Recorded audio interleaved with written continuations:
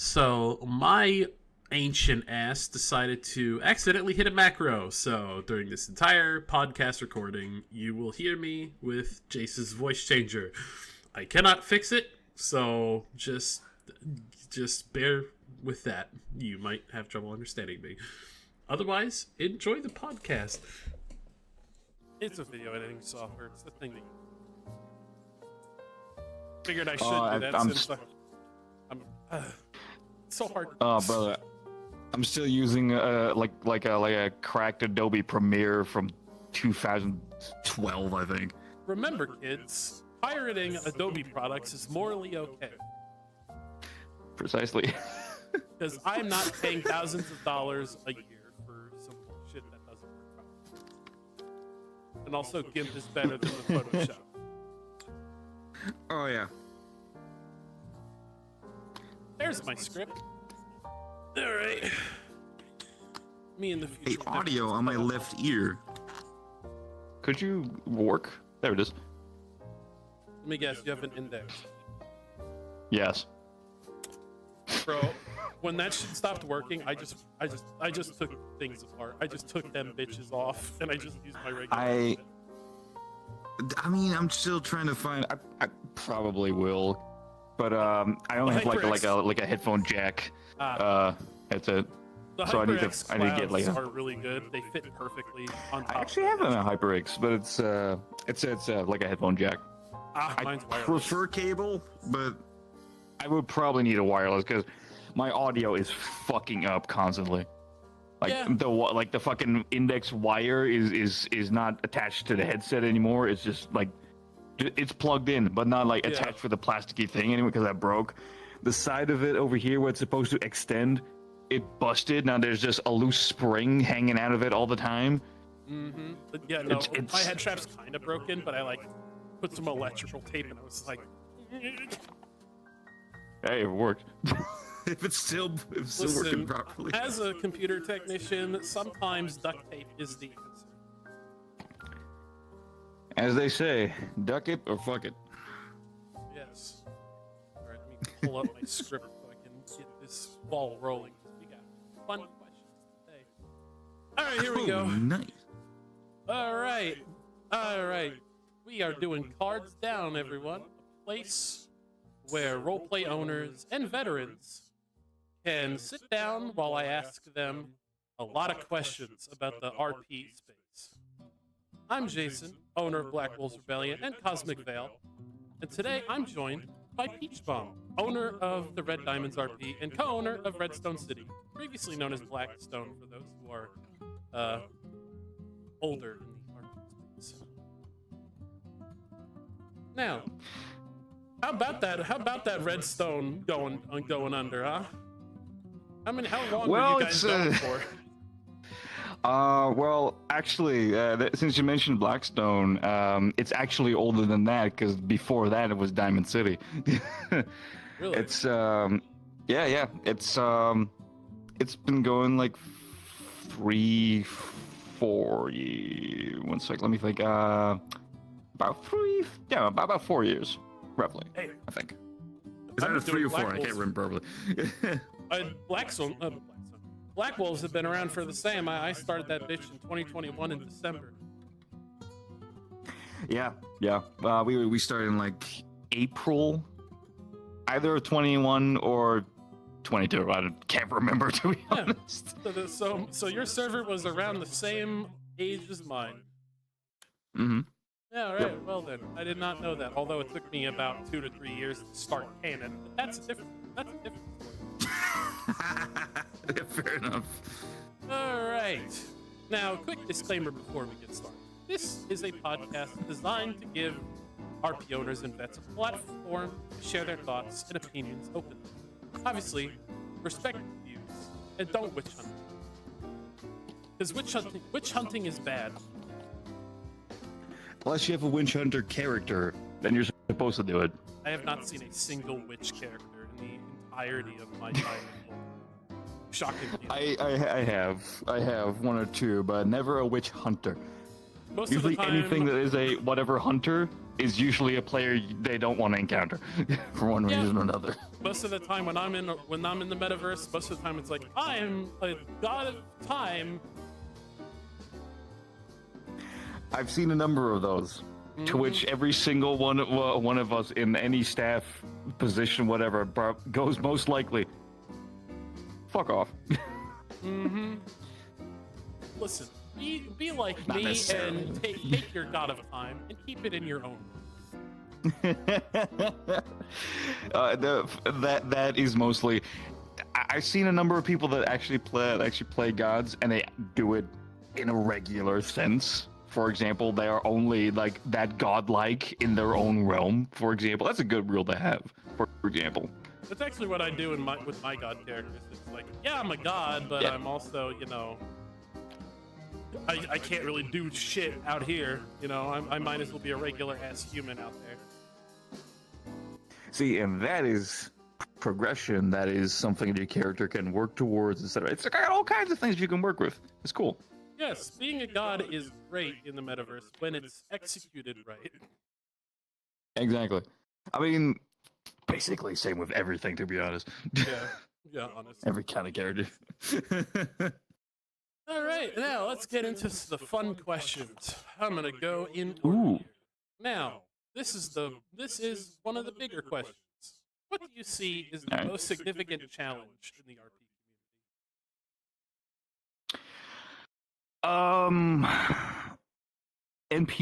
Getting NPCs for Oh my fucking god, that's so funny you say that, bro. I was running Black Wolves yesterday, and it's like, man, this would be going a lot smoother if I had more NPCs. Yeah. You work with what you got, obviously. Like you scale them up, or you make them just a bit tougher, or anything like that. But unfortunately, it is just, and I understand completely. Everybody wants to be their character, help out in their own character's way. And there's a, I want to say stigma, but just some kind of weird, maybe some kind of belief that NPC work just isn't worth it. If you got a good DM, it's worth it. Mostly because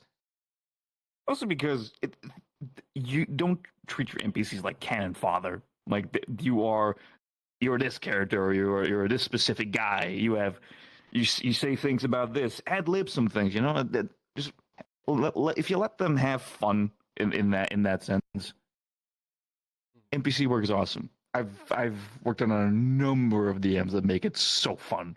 We're just asking, hey, can I do this silly thing? Yeah, fucking go for it. Yeah. Yeah, me, it's a slippery slope because for me, I run a serious roleplay, so a lot of the time it's like, is this the right moment?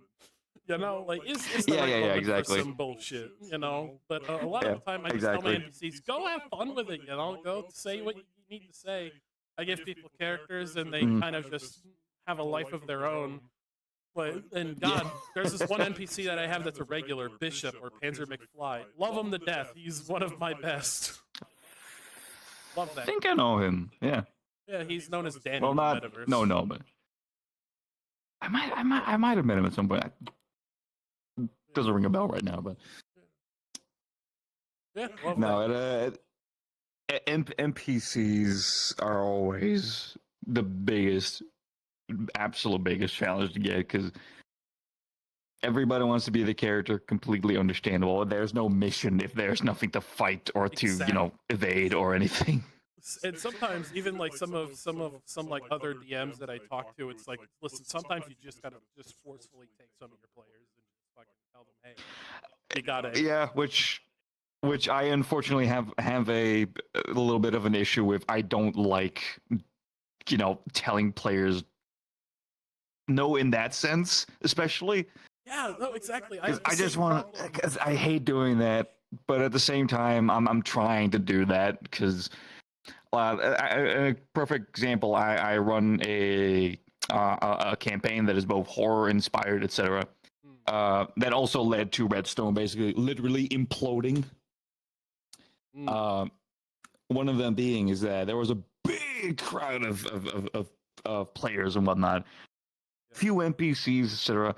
I asked them, hey, can you guys help out? Because otherwise, there will be a lot of people against just a few people.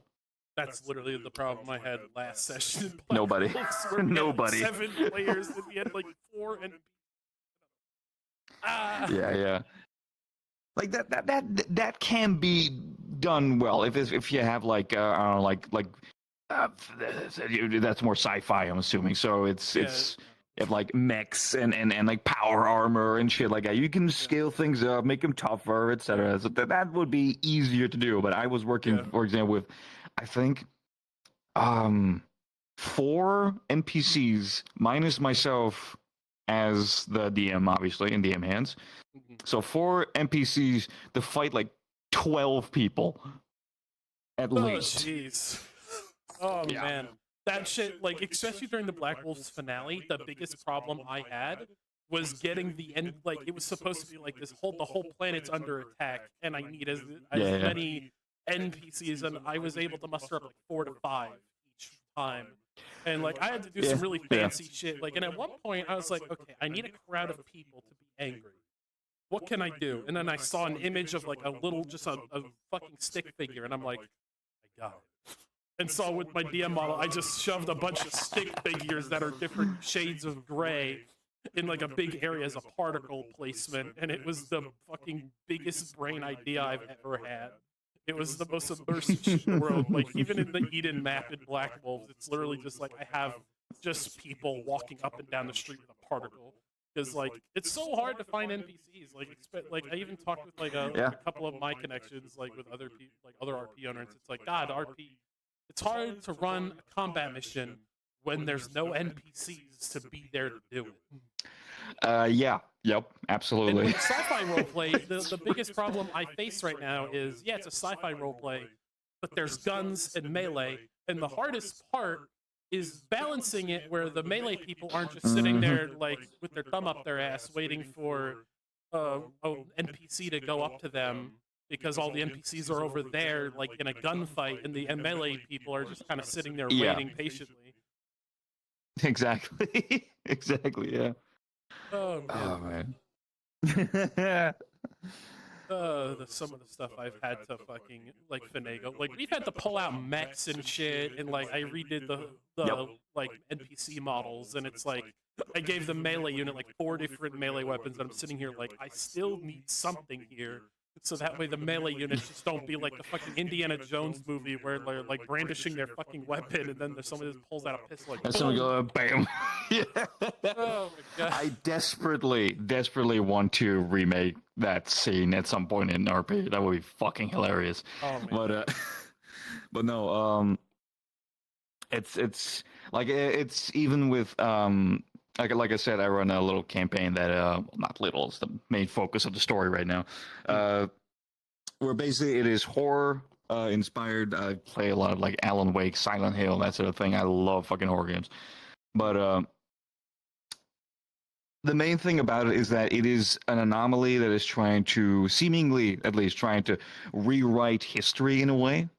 So, for example, what the people are fighting is, for example, my character and a bunch of other people's characters that were there at the beginning of our RP, but they're shadow variants, aka they took a different path in life and seemingly just came out for the worst.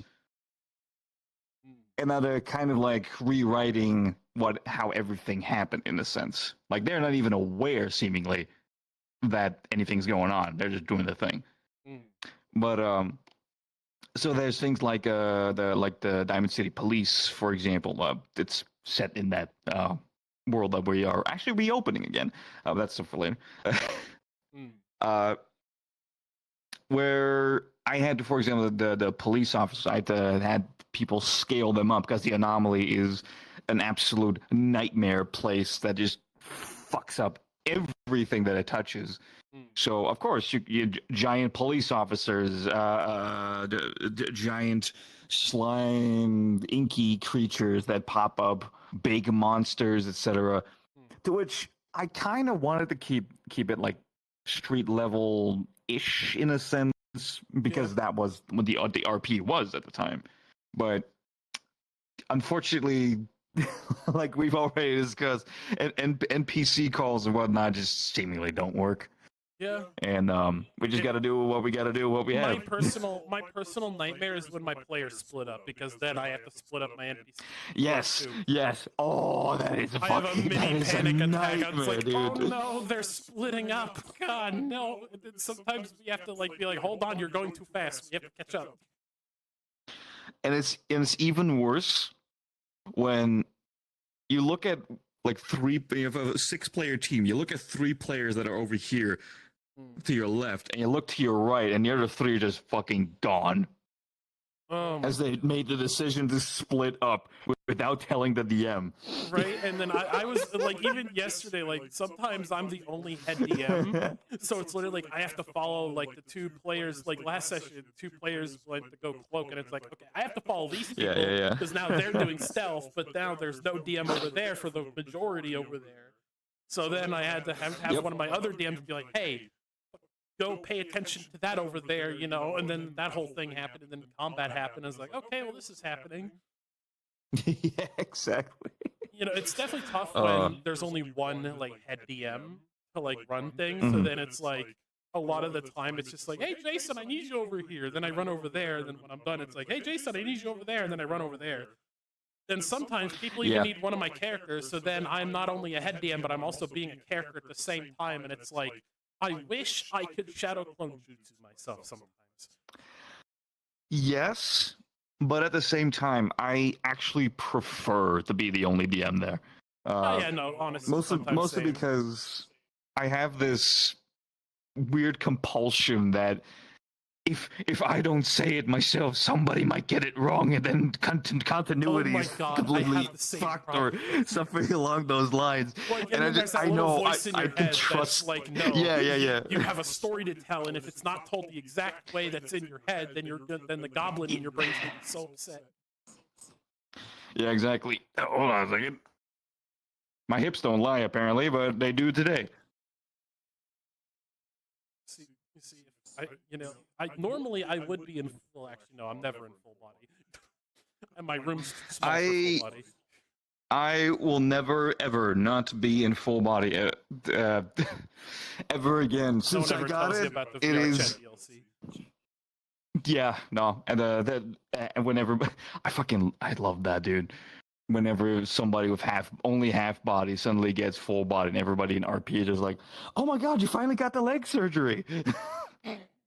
I have standable, and a standable is always good enough, but not for melee fighting.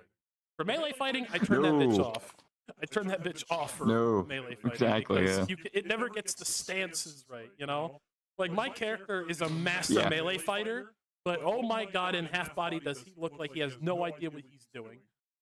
Oh yeah, no, I love it when when characters are like, it's usually standable, but I've seen them with like half bodies as well, when they basically just they're trying to look tough, they're ready for battle, that sort of thing, but they stand like this, you know, with the feet, to the camera over there, with the feet together like that, and it's like, it kind of looks like, oh my god, I'm going to slash you. Like, oh my god. The kind of stance of just like, the shitty part if for I me blow, is, you're gonna fall over. For the thing that's fucked for me is like with a couple of my characters, like this one's model, I'm always like, when I'm standing still in like in half body or in desktop mode, my character is perpetually doing the Michael Jackson lean where his legs are like back. And so fucking Sean over here is just like, I'm gonna kill you while being a smooth criminal. Yep. I mean, that is just funny. Yeah, no, it is hilarious. All right, now let's go to the big question. Big questions. Oh yeah. For me? Yes. How has managing a roleplay impacted your mental health? How has it affected your mental health? Absolutely destroyed. No. The thing about my mental health when it comes to RP, it has both helped it and also kind of dipped it a bit here and there. Mostly because I've been, for the last half a year or so, I think, been seeing a therapist. Apparently, I have depression. Who fucking knew in this community? God, who knew? But the thing about the mental health is that what I've noticed is that people tend to very much overthink things, over prepare things, and then completely either go ballistic or just can't handle it anymore and need a long ass break. To which I myself have done that as well. Taking like a long break because I just could not handle things anymore.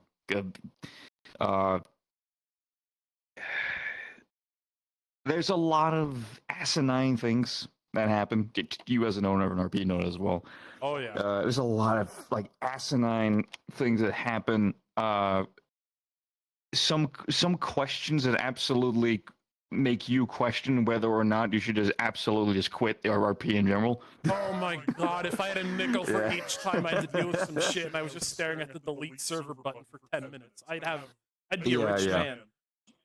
One of the toughest things about that absolutely affects anyone's mental health on that is you have to deal with so many creeps. Absolute creeps. Like I cannot.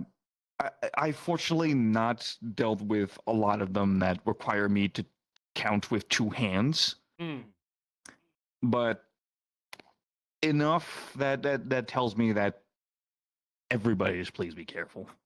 Yeah, honestly, just be careful, guys. Like even me, I've been blessed to not have to deal with this problem that often, but there is one particular instance from the non-canon timeline in Black Wolves where somebody decided to make their character have a wet dream of another character, and some people streamed the roleplay at the time, and I'm sitting here like, bro, what are you doing? And then later it's like, oh, I wanted to get myself kicked out. It's like, you could have left without the creepy thing. You could have just said, hey man, I'm not having a lot of fun, I'm gonna be going now. It's like, yes. Okay, cool. And the guy just fucked off from the roleplay community, and I never saw him again. And I'm like, bro, you could have just said, peace out, homie. Yeah. You could have just said peace out. And that's exactly it. The thing that immediately, I want to say affects my mental health, but I kind of let affect my mental health at the time, because I unfortunately am a little bit of a people pleaser here and there. I try to get everybody to have fun. Oh. And that is a terrible thing to do, because you're only going to get yourself absolutely exhausted. Yeah, honestly. Like, if you try to basically placate everyone in a sense, which I'm not doing anymore. I'm just making what I find is fun, and what I know my friends find fun, and that's it. Yeah. If nobody else likes it, and then that's all that matters. The door's over there. It never has to be perfect. And a lot of people don't realize this, and this is something I always like talking about, and that is, in the RP community, there's a lot of people who have disabilities, who have problems outside the roleplay. Like me, I'm on the spectrum. I have autism. Mm-hmm. That affects me every day. I also have PTSD. I have a lot of different... I am a kinder's egg of mental illness, you know? And sometimes it's tough. And I remember seeing somebody who had similar problems to me being like, I'm thinking about starting my own roleplay. And I was like, hey, listen, look at me. Don't. Like... Don't. Like, find a roleplay who will collaborate with you, and you can put your fucking arc in their server, so that way you don't, like... Make sure you learn that, because, like, I had to learn this because, here's the thing. Black Wolves was my second roleplay I ever was part of. I did not know any of the etiquette. I didn't know what I was doing at first. Man, like, that's kind of one thing I learned, though.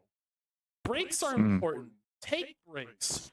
Don't roleplay 6 out of the 7 days of the week.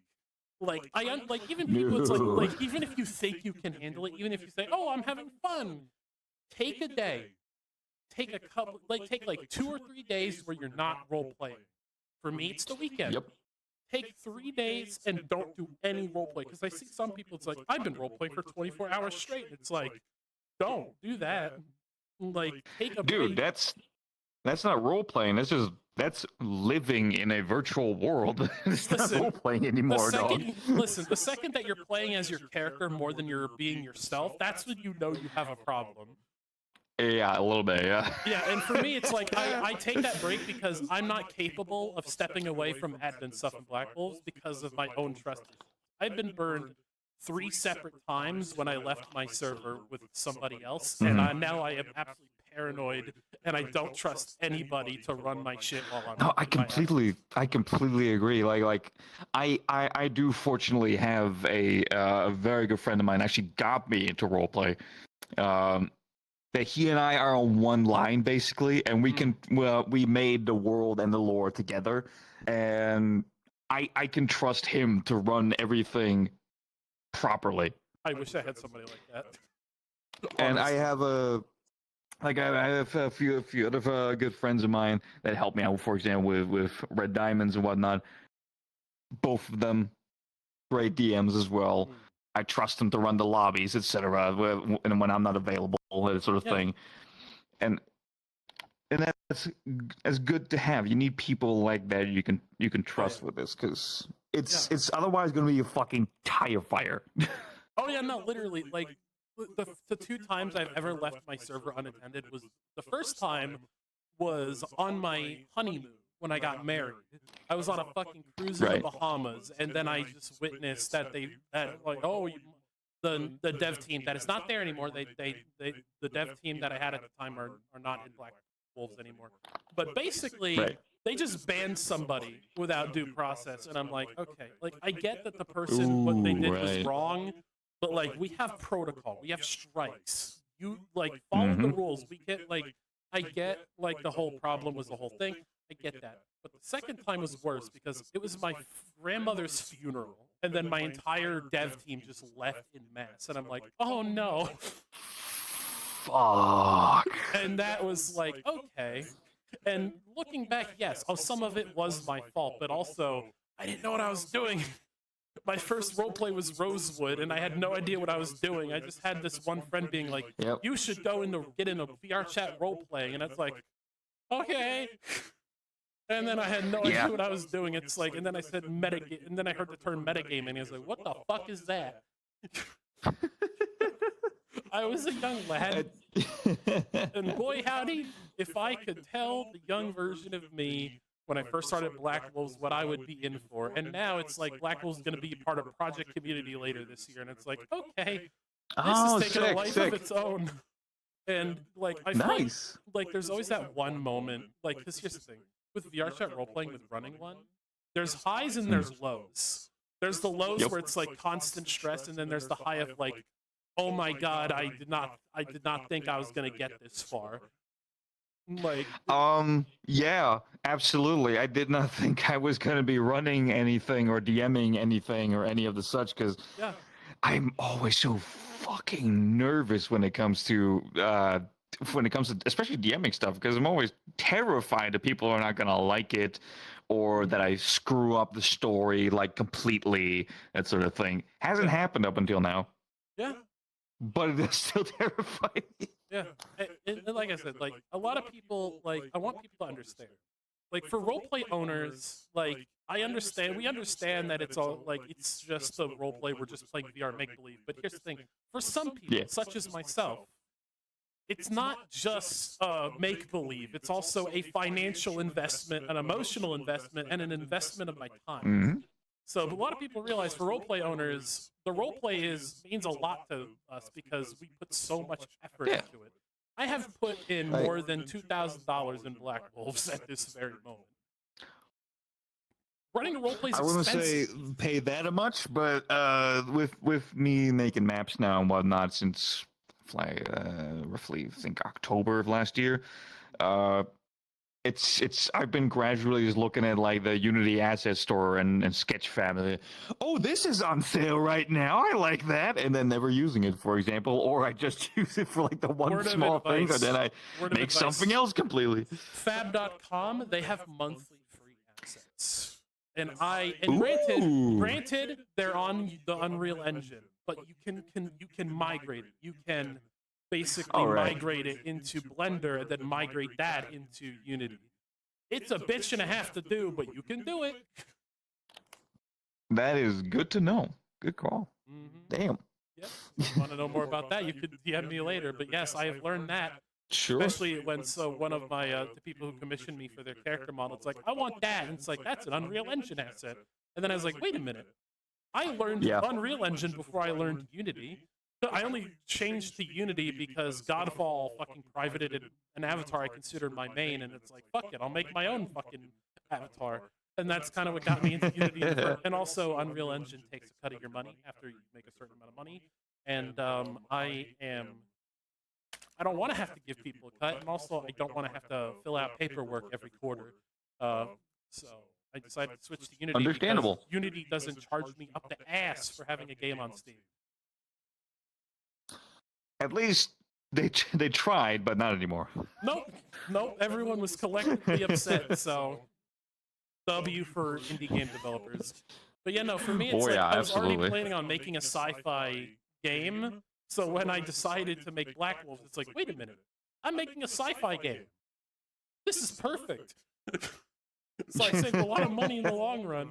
But also, I feel like the more expensive part for me was like the fact that you always want to make good first impressions, like that first big impression with your roleplay. Because like the hardest part when you start a roleplay is getting your name out there, is like getting people to get asses in seats.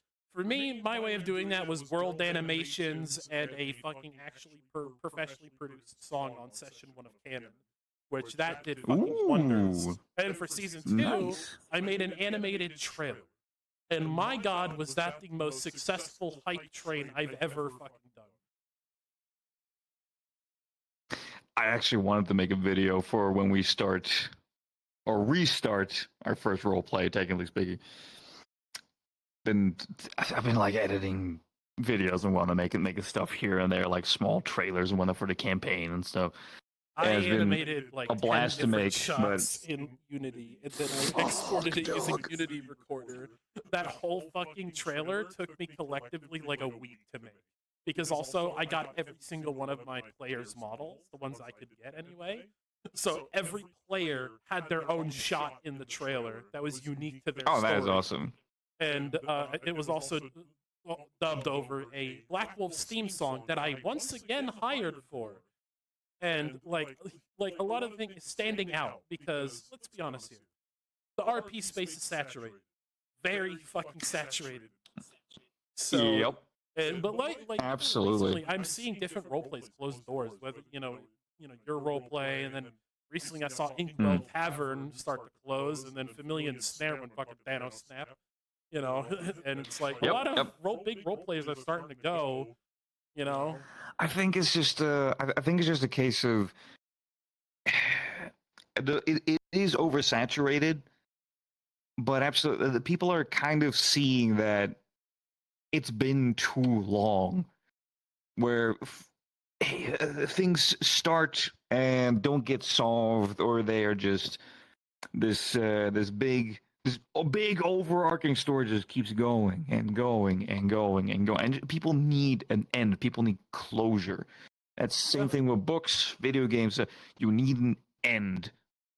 And sometimes that end can turn into something even better, or just it'll just shut down completely because it wasn't good enough, or whatever reason. But all things need an end at some point. So a roleplay shutting down. Yeah. No, exactly. Like, oh my god, I just completely forgot about Misty Shores. Oh my god, that completely blows my mind. I completely forgot Misty Shores also closed their doors all that time ago. Isn't that what? That was a year and a half, 2 years. Yeah, it absolutely was. Yeah, I unfortunately didn't get to go as much as I'm European, so a lot of big role plays I can't go to in general because they're all very late at night usually. Yeah, my first metaverse but I did go a couple of times. Shame about that. Sylvan, yeah. Oh my god. That was technically my second. Yeah, that was my introduction to the metaverse. Yeah, like I went there because I know that Riders Lorden, he was in there, and he was one of my first players in Black Wolf. So it's like, I'm gonna go see what that's about. And then I came in as like a fucking drone, and then I decided to bring one of my characters, like Joe, in. And then after that, it's like, okay, I was going to make him as a joke at first, but then I met Soulless, and then, we kind of hit it off in character, and then, Joke just kind of took a life of his own, which kind of brought me to the metaverse. Yep. That shit happens, man. Like the whole concept of the metaverse is both a beautiful and a perplexing thing to me. Because my character is this guy, Mr. Bastic. Yes, his first name is actually Mr.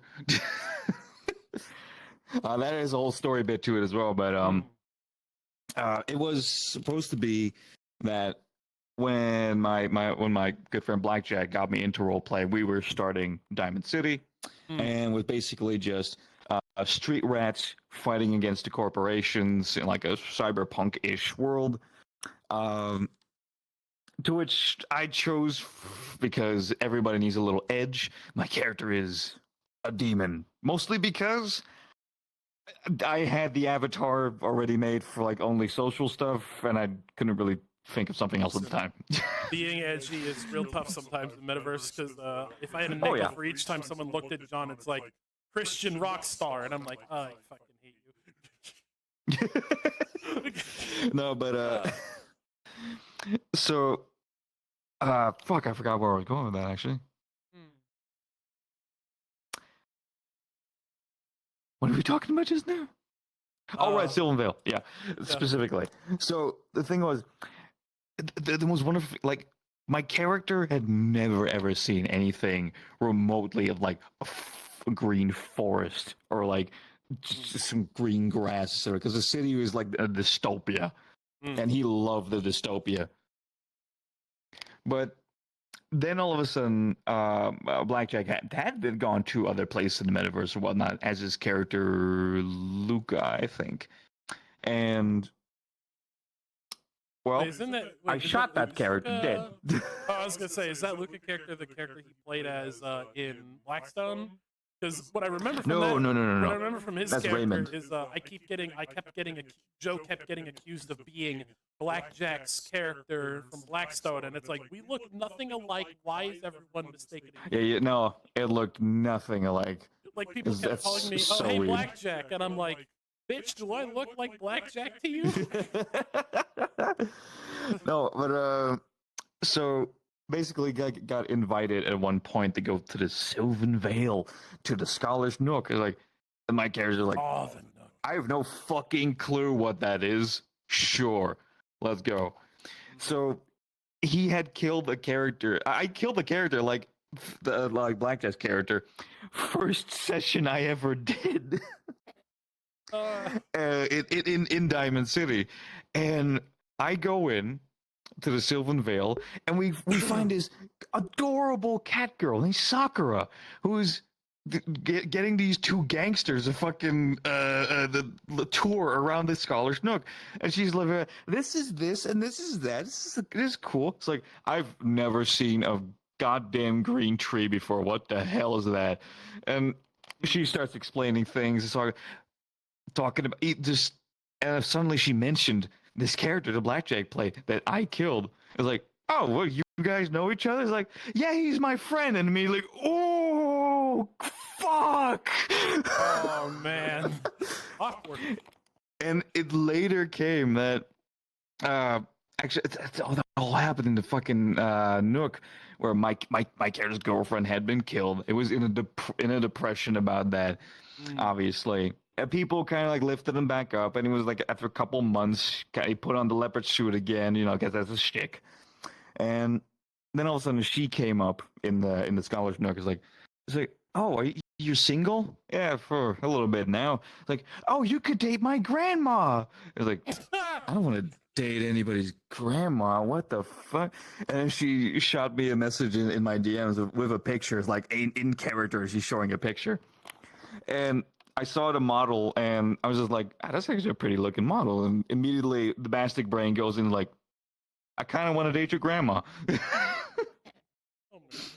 And then that whole thing started, and he kind of forgot, like I kind of forgot about that. He killed a friend, and absolutely much later, like almost 2 years later, that exact thing came back up, and she confronted him about it. That is beautiful storytelling right there. Such a small detail. Like, he became her grandfather in a sense. And then she finds out about him killing her friend at one point. Mm-hmm. And that, It was my friend, is one of pure the highs in cinema. roleplay. Pure fucking Exactly. roleplay right there. Peak role playing right there. Honest. These things rarely happen, unfortunately. Mm-hmm. But when they do, chef's kiss. Oh yeah, definitely. It's a beautiful moment when stuff like that happens. Yep. Absolutely. They're absolutely fine now, but it was very much just a long time where she did not trust him at all. Understandable. Now to another fun question. Sure. What's your perspective on the communication dynamics between players and admins, or RP? Complete another ass. No, not completely, but there is. Oh man, communication. It is. I am guilty of it as well. Like I, on many occasions, have either forgot. I have a shit memory, an absolute shit memory. Yeah. And for each a lot of the time times, someone says something to me, and then later I forget. And it's like, Jason, I told you to do this. Why didn't you do it? It's like, I have a good answer for that. I forgot. It's like, how could you forget? It's like, because I tell you to write it down so I can see it later. And if you don't write it down, I'm not going to remember.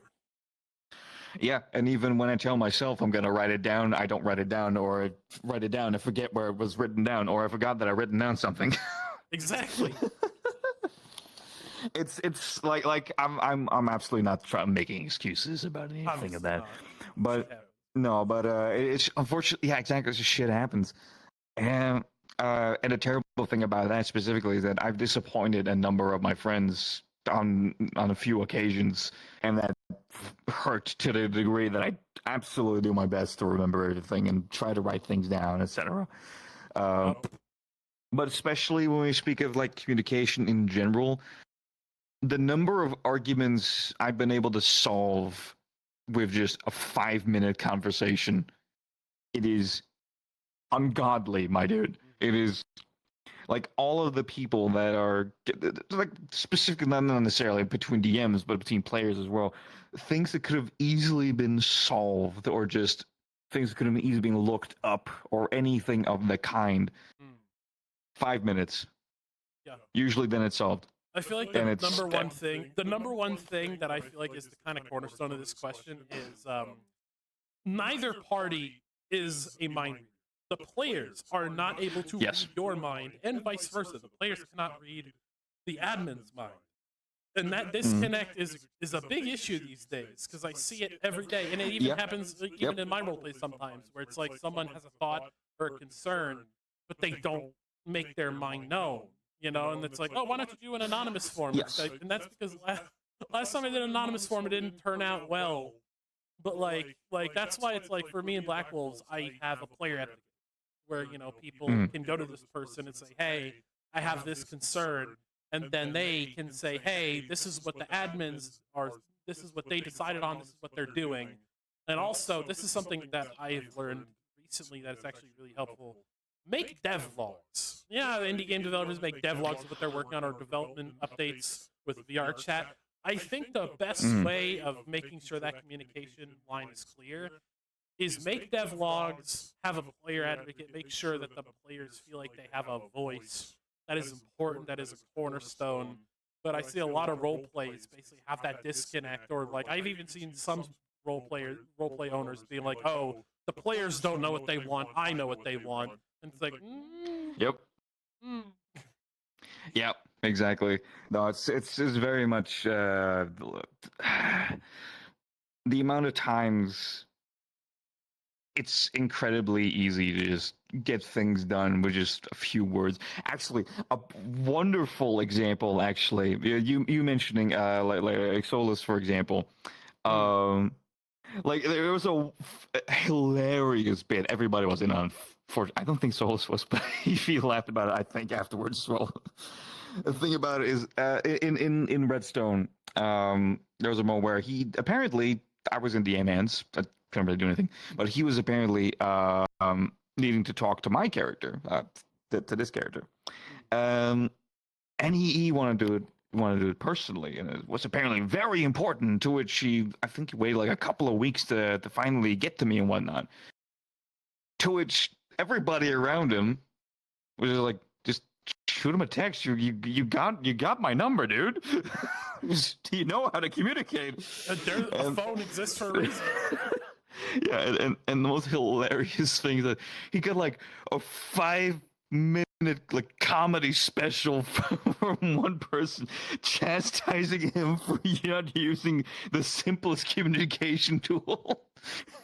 Right? Like, even a fucking letter would have been faster. Right? Like, I remember, like, Joe at one point's like, you know what, I'm not going to the mansion anymore. And then he just sends a fucking letter. Like, he hires a mailman to just slip Nikolai a note under the door. And it's like, yes, communication. Yeah, no, absolutely. There's communication often does not go even like 2 ways. Like you talk to somebody, I don't know, made like I wouldn't say an appointment, but an agreement on we're gonna do this, we're gonna do X amount of that on that date, etc., etc. And then either you don't get a response at all, or you get it extremely late for whatever reason. Everybody has their normal lives, etc. You can't always be on at all times, obviously. Like, even like, I get DMs at like midnight.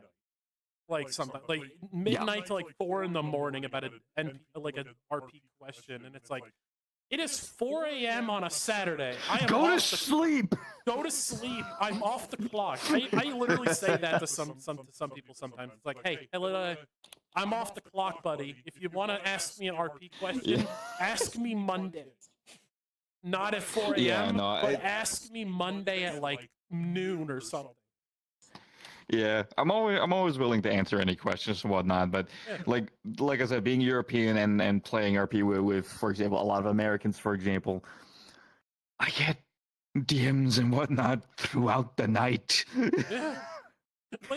On occasion. I'm pretty sure you sleep while I'm doing Black Wolves, because I start Black Wolves at 6 p.m. Eastern, and then we go all the way to 11, like 11, like at night. Yep. And That would be like that's probably like between midnight and 5 a.m. for me, my dude.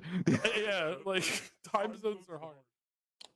Yeah, no, absolutely. Like, I have made so many friends and acquaintances, etc., that are from the States or from the other side of the world or whatever the fuck.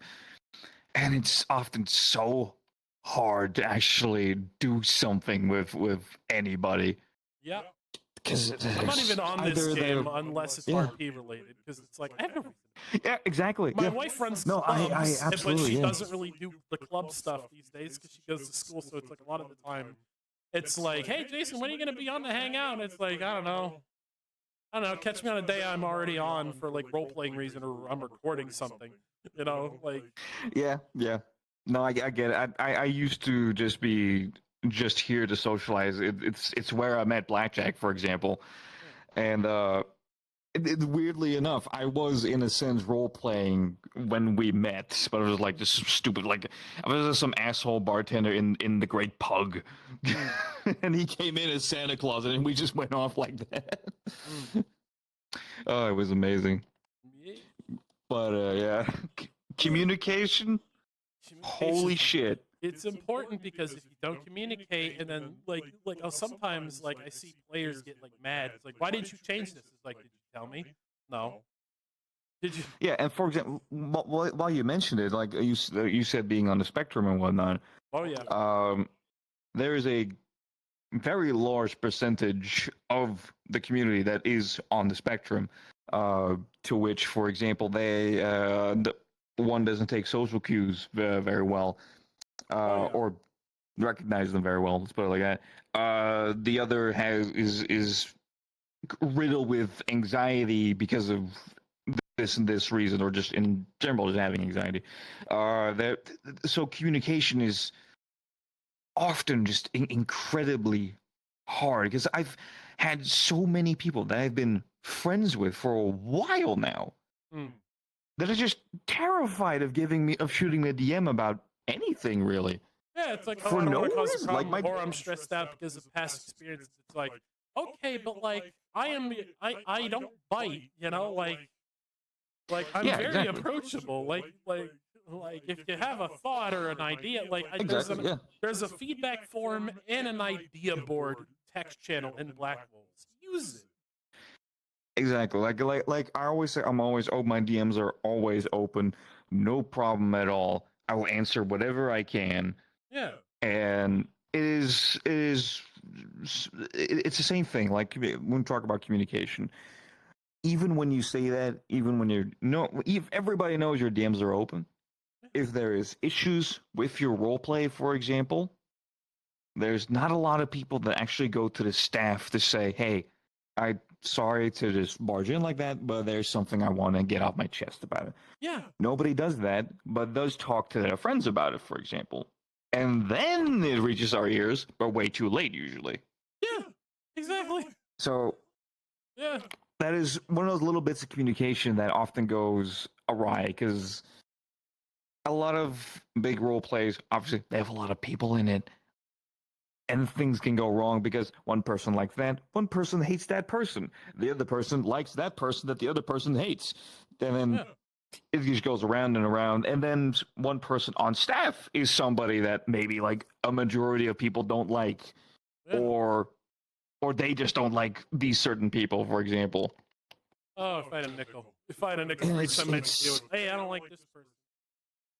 Oh, yeah, my dude, it is fucking exhausting.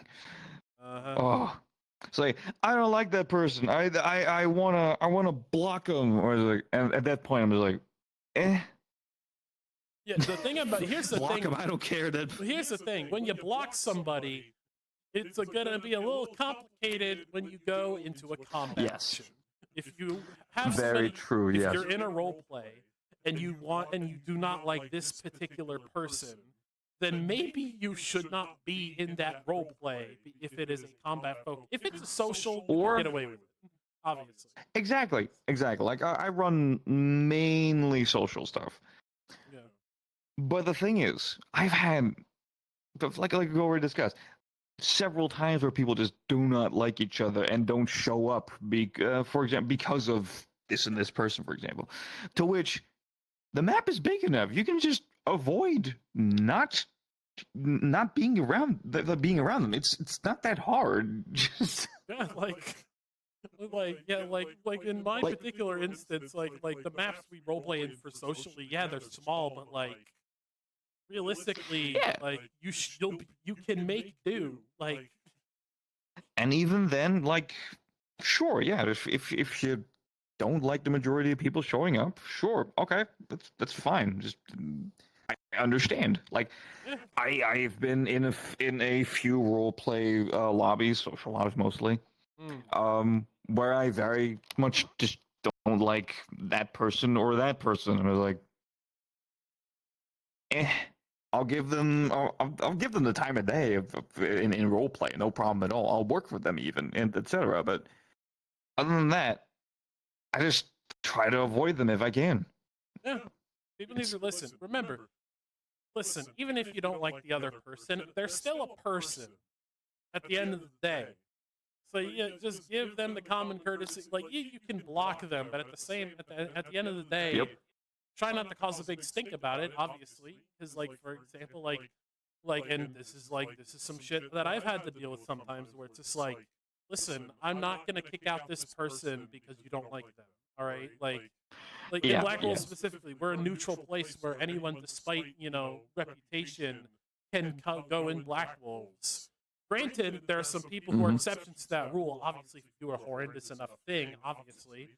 But it's still generally a neutral place, and sometimes you have to respect that, especially like in certain role plays. Like for example, in my role play and a couple others, where if you're a player in there, there's a attendance requirement. Because in Black Wolves and some other role plays, there's limited player slots. You can only have a certain amount of players. Right.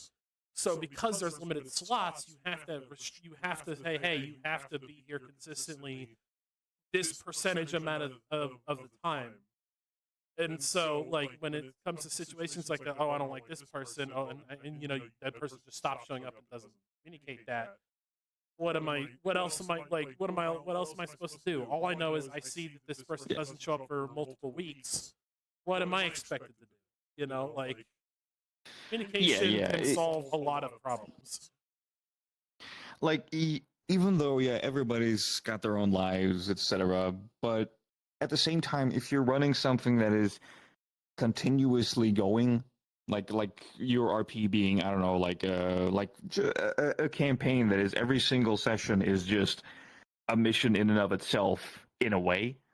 Yeah. You can't expect to be fully integrated in everything if you're not there for most of the time.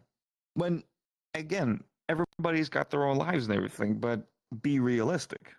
Yeah. We're all playing pretend, but be realistic. It's kind of like a Yeah. fucking double-edged sword. Listen, if you make a plan, saying, "Hey, your character's going to go through this session," and the person's like, "Cool," and then they don't show up, and it's like, "Oh, I don't never get my moment." Yep.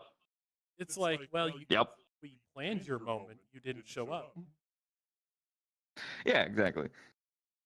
If you plan for just be there, or at the very least notify people a timely manner. I've had times where people day of session, it's like, "Hey, I can't make it," and I'm like, You're just like, I but did not you're the account for main this. thing. Like, you're the whole reason this session is happening. What am I supposed to do? I don't know. I can't make it. And I'm like, well, time to pull something out of my ass, like pulling a fucking rabbit out of a hat. Yep. Then you have to make up a session on the spot, which is the worst. Yeah, that is another thing. Yeah, just we've been very fortunate with with pulling things out of our ass, because like Blackjack has this amazing quote that I always tell people when it comes to that stuff. It's like, our prison pockets are deep. We can always pull something out. Put that on a shirt. I'll put that on a fucking mug if I have to. If I can sip out of it every single time I have to deal with bullshit. Hell yeah, opportunity. Buy Black Wolves merch. I have merch. We have merch now. Merch, shirts, mugs. Hey, what the shit? Yes. Hey, yo. I saw an opportunity and I ran with it. Yeah, no, there's this website called Fourth Wall. There's a website called Fourth Wall where you could literally set up merch without having to pay for it. The only thing is, like, per order, they take a cut from it. Okay, there, because it sounded like some kind of sounded very scammy for a second. I know. Yeah, but they take a cut per order. Like, I launched the merch recently. I got my players have already ordered some stuff, and they get the product. And like, even me, like, I bought a sample of like the BWR shirt, and it's really nice. It's nice merch. Like, and you don't really see that many roleplays really do go the merch route. For me, it's like no, but that is, I think, mostly because and this is not shade being thrown, but listen, this safe is space. when people say they're gonna do merch, especially when it comes to an RP. The one thing I think that people go through immediately is, wow, they really think their RP is that good, huh? I think that would be the case. The only time I've seen merchandise go up was when I heard the Engineers, they were doing merchandise. Oh my god, I heard that. That's kind of cool. Like, I like their logo and everything. Like, hell, I'd buy a fucking mug or whatever the fuck. That'd be cool. Yeah. And then when it had launched, they were still like partnering with the Mortesian Syndicate, I think. And the only thing I saw was Mortesian Syndicate on that website. Yeah. It was as far as I'm aware, it was supposed to be like both Engineers and them, and I think there's some of their other partnered stuff. Yeah. But I only saw them, and I was like, no, not really. No thanks. Yeah, I mean, I'm not a part of them. I don't want to do that. Like 5 of my players, like, I want merch. That's like, all right, give me a minute. and then I looked for a while, and this one friend's like, you should check out Fourth Wall. And it's like, okay. And it's like, because people wanted merch. I wasn't even thinking about making merch. Like, hell, I even posted a vote in my personal server, like, who wants a body pillow of my character, just for the hell of it? And like 15 people wanted a body pillow of my character. And I'm like, bro, why do you want one of the? Why do you want a body pillow of John here? I am not going to lie. This sounds like I'm very much up my own ass with this, but if for shits and giggles I made a body pillow of Bastic, there's probably at least some like below 10 at least people that would buy it just because they can. Bro, I had 5 people who'd be like, when are you making the official BWR John body pillow? It's like, when fucking hell freezes over is when. Yep. I've never considered doing merchandise, mostly because it's again like a deprecating. Is that the right word for it? Egotistical? Nah. No, but actually the reverse of that, where you kind of like think low of yourself. Oh like, yeah, no, I have that problem. I even said to the people, it's like, why would you want merch? It's like all I have is a logo. Yeah, exactly. It's like if you buy the if you make merch, I'm gonna buy it, and then I release the merch, and then one of my fucking players bought $200 worth of Black Wolf merch. I'm like, brother. And it's like, well, I guess Papa's gonna be able to buy map assets for Black Wolves tonight. Yeah. It's. I mean, that's a cool thing to actually do. Basically, set up like a merchandise thing. You take a cut of that, and that is used to better the RP. That's actually a baller way to do it. To be honest. Yeah. And then there's the Patreon. Black Wolves has a Patreon. For the record, that Patreon's been there since the beginning because Riders fucking insisted I should make one. Riders Lorden, he said, you should make a Patreon. And I'm like, really? It's like, yeah. And right now we're still like debating on like we're gonna revamp the Patreon, but I release like videos like the map showcase for season 2 and stuff. I released a video early there so people get the little bit of a sneak peek of what I'm working on in terms of the maps, because I'm making like 6 maps for season 2. And one of them is like a map that takes like 10 minutes to walk corner to corner. It is a fucking ginormous map. Jeez, so, I hope it's I hope it's fucking optimized then. Whew. It is because for map makers, let me just be a shill here, even though I don't profit off of this. Mesh Baker for map makers, buy Mesh Baker. There's also a free version. I'm gonna buy that now. Mesh Baker, you can atlas maps in Unity. You can atlas them. You can atlas their materials. You can atlas them together into one mesh. It is beautiful. A large map that takes 10 minutes to go corner to corner. I have 60 frames in VR with a model that has what's it called again? Materials. Mesh Baker. I will send you a link. Buy Mesh Baker. Buy Mesh yeah, Baker. Please do.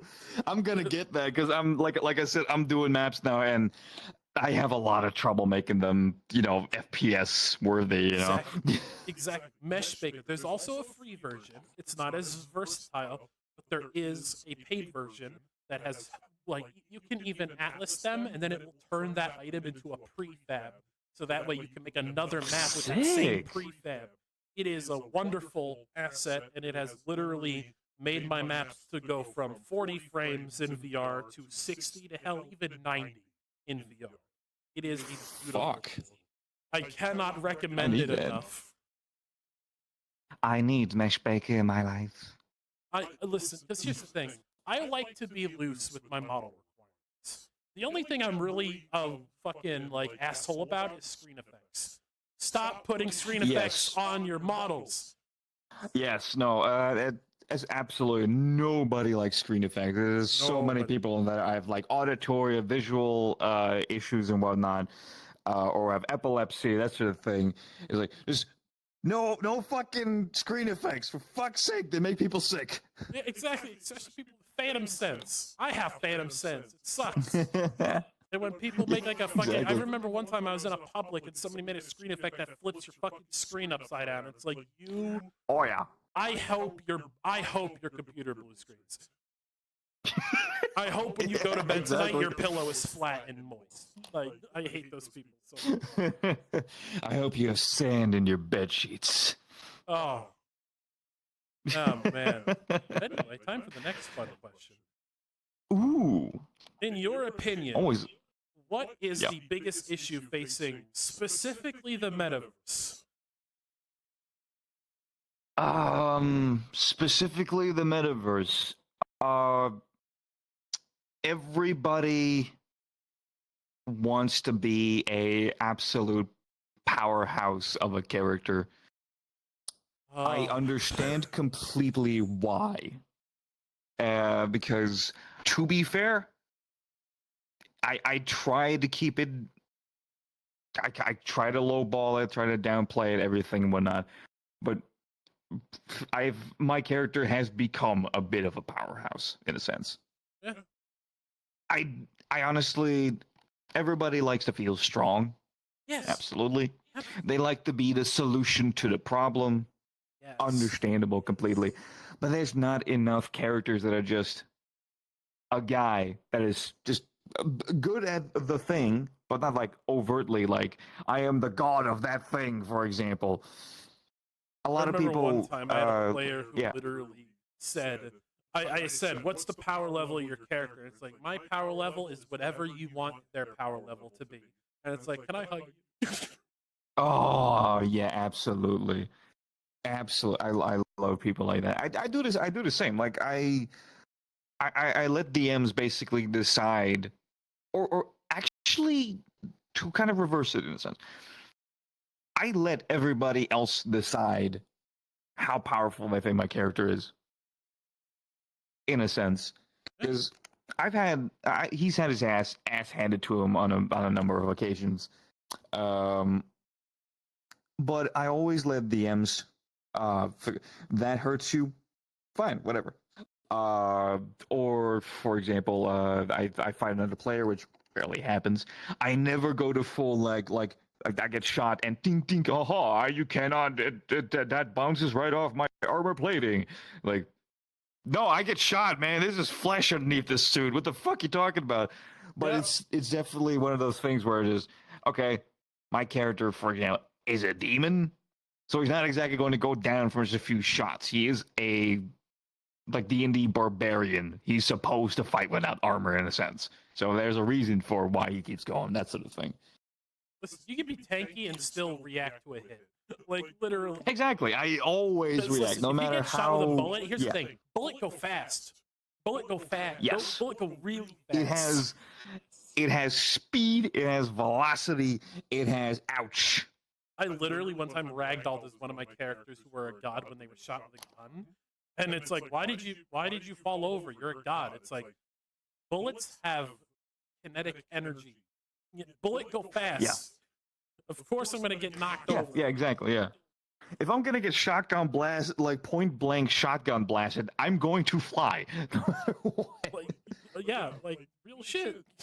Just because you're a tank does not mean you can walk off a point blank shotgun. If you're gonna get hit point blank and you have armor or like your character can take it, it still doesn't matter. Your character is going to get shot and get flung out backwards. Now, even in movies, when that happens, the person gets up and they brush it off like this, you know, so it still looks like, hey, I still took that hit.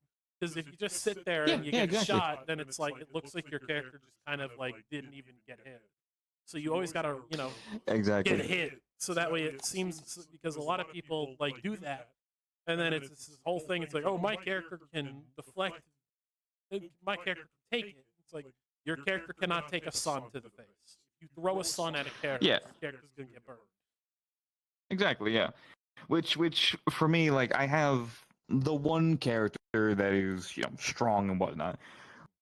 Most of my other characters, they're all just guys that just they can do a thing, but they're not like, oh, I can take on this god of the universe, or I can destroy this thing with just single glance. Like, no, I just have an insane warlock that likes water. And he's like a D&D warlock, so he's actually very squishy, for example. Yeah. Magic, yeah, he's got it, but at the same time, he's not going to survive a bullet to the face or anything like that. Yeah, like, and here's the thing. This is a real question for the people out there who are like this. Are you having fun? Like, like real shit. Like Yeah, if you really think about it, it exactly. gets Yeah. rid of the stakes. Like if your character can take, or your character is this god who can figure out any problem or tank any attack, what's the fucking point? What is the fun in having no limits and no lines to cross? When my character is getting his No ass goals. beat, I'm having fun. When my character is getting his Yeah. ass beat, it's fun. Look at this. Or no. Look at this. Like this was fun. Yeah, exactly. Yeah.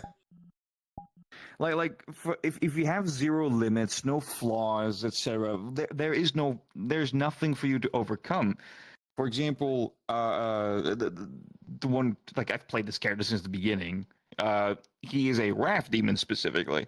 His power is anger. At the base of everything, he's an animal. He sees everything and everyone as either something to destroy or food. It is a thing he constantly fights against. He's not a good man. His literal quote is, "I'm not a good man and I never will be." But at the same time, he's got people to protect, people he cares about, and he constantly looks at them as if he wants to eat them right then and there.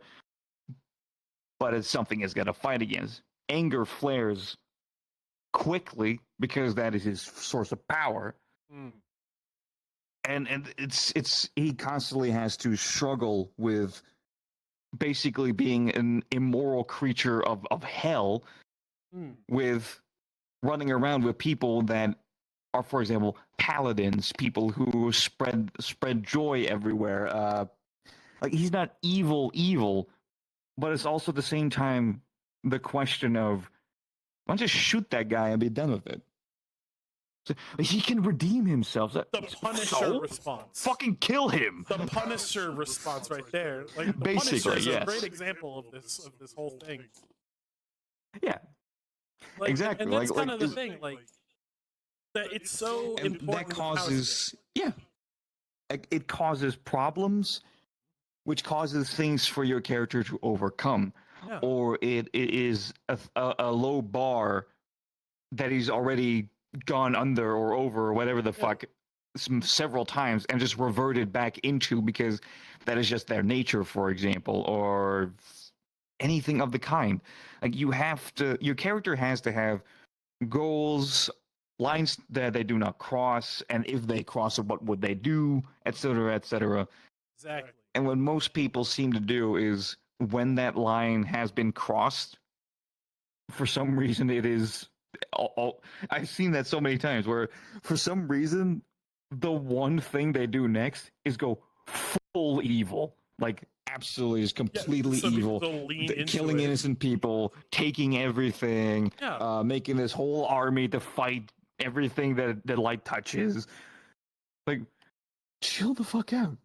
Like with my character, like my character during the finale when he fought his father. Like, granted, he's a dictator and everything, but like when he was fighting, he was like throwing buildings at him that had civilians in it.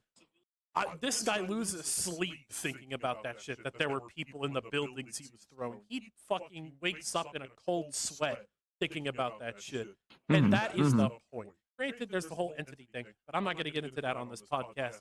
But like, No. like, and nothing. This is a problem I've always had in the metaverse, where I introduce a problem when I'm talking to somebody socially, and the person tries to snap their fingers and solve my problem when it's like literally supposed to be my entire fucking story. I try to make it my entire story, and this person just tries to fucking like, oh, easy, snap fingers. Okay. Thanks. That is. I hate that so much. That is very much. I wouldn't say a problem, or like a smaller-ish issue. Like, there's a problem right there that you are basing your entire story around, and somebody is like, okay, well, you can just like, I can do that, and just create a thing that will totally negate the problem that you have, which in essence is wonderful, technically, but but it fucking ruins everything. It does. It does. That's why with this character, I have a fucking like a contingency here with the whole like entity in his head. It's like, oh my god, I could just split in two. No. You do that, you kill him. Ripping the entity out of him will kill him. Like, you gotta have those contingencies. Or Yep, you can yep. just make it very simple. It's like, nope, I want to fix this problem myself. I don't want anyone else to fix my problem. I want to fix my problem myself. Or, worst case scenario, consent can be revoked. You can say no. There's a wonderful there's a wonderful word called no, and people should use it in that scenario. Not a lot of people use that too often. And that, by the way, Well, that it's includes just, when people yeah. try to power up your character to god level. You can say no. Yeah, just don't. Just don't. Say no. Say no to power, kids. Just say no, kids. But yeah, no, it's absolutely where people want their characters to be useful. They want the characters to be strong, and it's completely understandable. Everybody wants to have the progression to some level of being the best there is. Mm-hmm. But the thing is, everybody has their own story, and nobody is. They're all the main character for their story. But if you try to be the main character of somebody else's story, then you're doing something wrong. Yeah, granted, when it's consensual, it's great. It has great opportunities. Sure, yeah. When the DM is absolutely like, oh, you will add everything. Yeah. Yes, when you're doing it without, like, I have some players, it's like, listen, you have complete creative control of what happens with my character story in this regard. Like, I have one character who does that. It's like, you know what, I'm just going to let you cook, Jason. It's like, okay, let me cook. And you know what, it's done me wonders so far. And that person and I get along very well because they essentially just say, you know what, I'm just going to let you cook. They even said to me one time, like, this person even said, listen, I have a free slot for an ability. You have full control over whatever that ability is. And as a DM, I will smile ear to ear because when I have control over that, That is wonderful, it will be a very wonderful ability. It was. It is a very wonderful ability. It's great. But to really bounce off of this to the next question, which is kind of a follow-up, how would you solve this issue?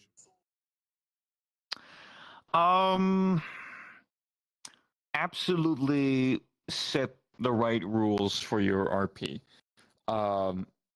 For example, with my horror campaign, everything is centered around the anomaly, and with that anomaly, there is what's called the in-between. For example, where creatures of the absolute nightmarish proportions come from. Yeah. It is a place that basically makes you play a role. You are there because you are a part of that actual story in a sense, because it's sort of rewriting history slowly. Yeah. So you are, in the sense, when you're there, on their level. And when a character goes in by themselves into a city full of bloodlusted gang members, for example, or corrupt police, or corporations that want to absolutely take you and experiment on you, for example, going at it alone is a very bad idea. So to kind of combat that, I usually show players what they can expect in kind of like a video gamey kind of way, where just like with especially games from yonder years ago, like things like Mega Man and whatnot, they usually showed you in the first level, okay, this is something you can overcome by probably pressing this button. So just try buttons. See, you know, it's pretty high. Maybe you need to jump. Okay, what button is jumping? Okay, that is jumping. So I basically just show them what these creatures, characters, whatever the fuck, they are capable of. And that's your cue to basically look at it in any way you see fit. You can say, oh, I can, my character is very confident. He's going to just go at it alone. Okay. I'm not going to make your character die, but do you consent to death if that is the case? Usually that's a no, because people don't want the character to die. Obviously. But I try. If they want to go at it alone, completely fine. I'm not out to kill their characters, but I will not make it easy. Listen, Absolutely fuck not. I listen in both my role plays. I strongly believe in fuck around and find out. Oh yeah, no, I that's strongly believe. fortunately in fuck around and for find out. most. Yeah, fortunately for most RPs, that is absolutely the case.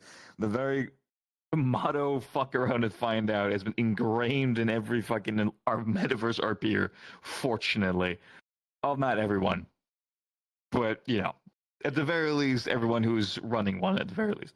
Yeah. And it's wonderful because I am actually considering it is a horror campaign. I try with the villain and whatnot, villains actually, to goad them into going at it alone. God, I love playing villains. Almost made it happen, almost, but then he got talked out of it, and it's like, well, good for him. Fuck.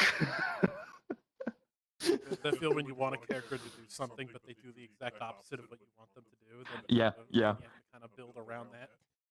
I had a whole Yeah, I remember or at one point especially, yeah. during one of Blackwell season 1, there was a session where I was fully planning on the players to make the wrong decision because of the history that shows that the history dictates wrong decision, and then they made the right one.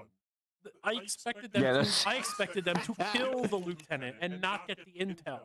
What did they do? They not only captured that lieutenant, they captured almost every single one.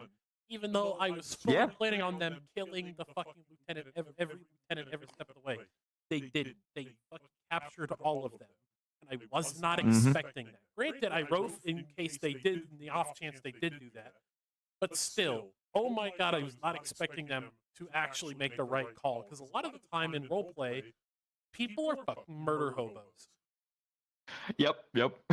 Absolutely. Like in Especially Cosmic when Veil, you're, like literally, yeah. we tamed a dragon. The dragon was a victim, and then one chucklefuck player was like, "Why don't we just kill the dragon? Dragons are bad." And it's like not everything. And even one of my characters said, "Not everything needs to lead in death and violence. Sometimes things can just end peacefully." Yeah. A lot of the time, I played a number of villains now, and I've definitely had that moment where basically you try to give like the cool like monologue that you either prepared or just pulling out of your ass, but you know it sounds great, and then they stop you from doing it by like throwing a couch in your face, for example. It is that peak of roleplay where it's like, I love that you're doing that. I love you for it, but fucking let me do my thing.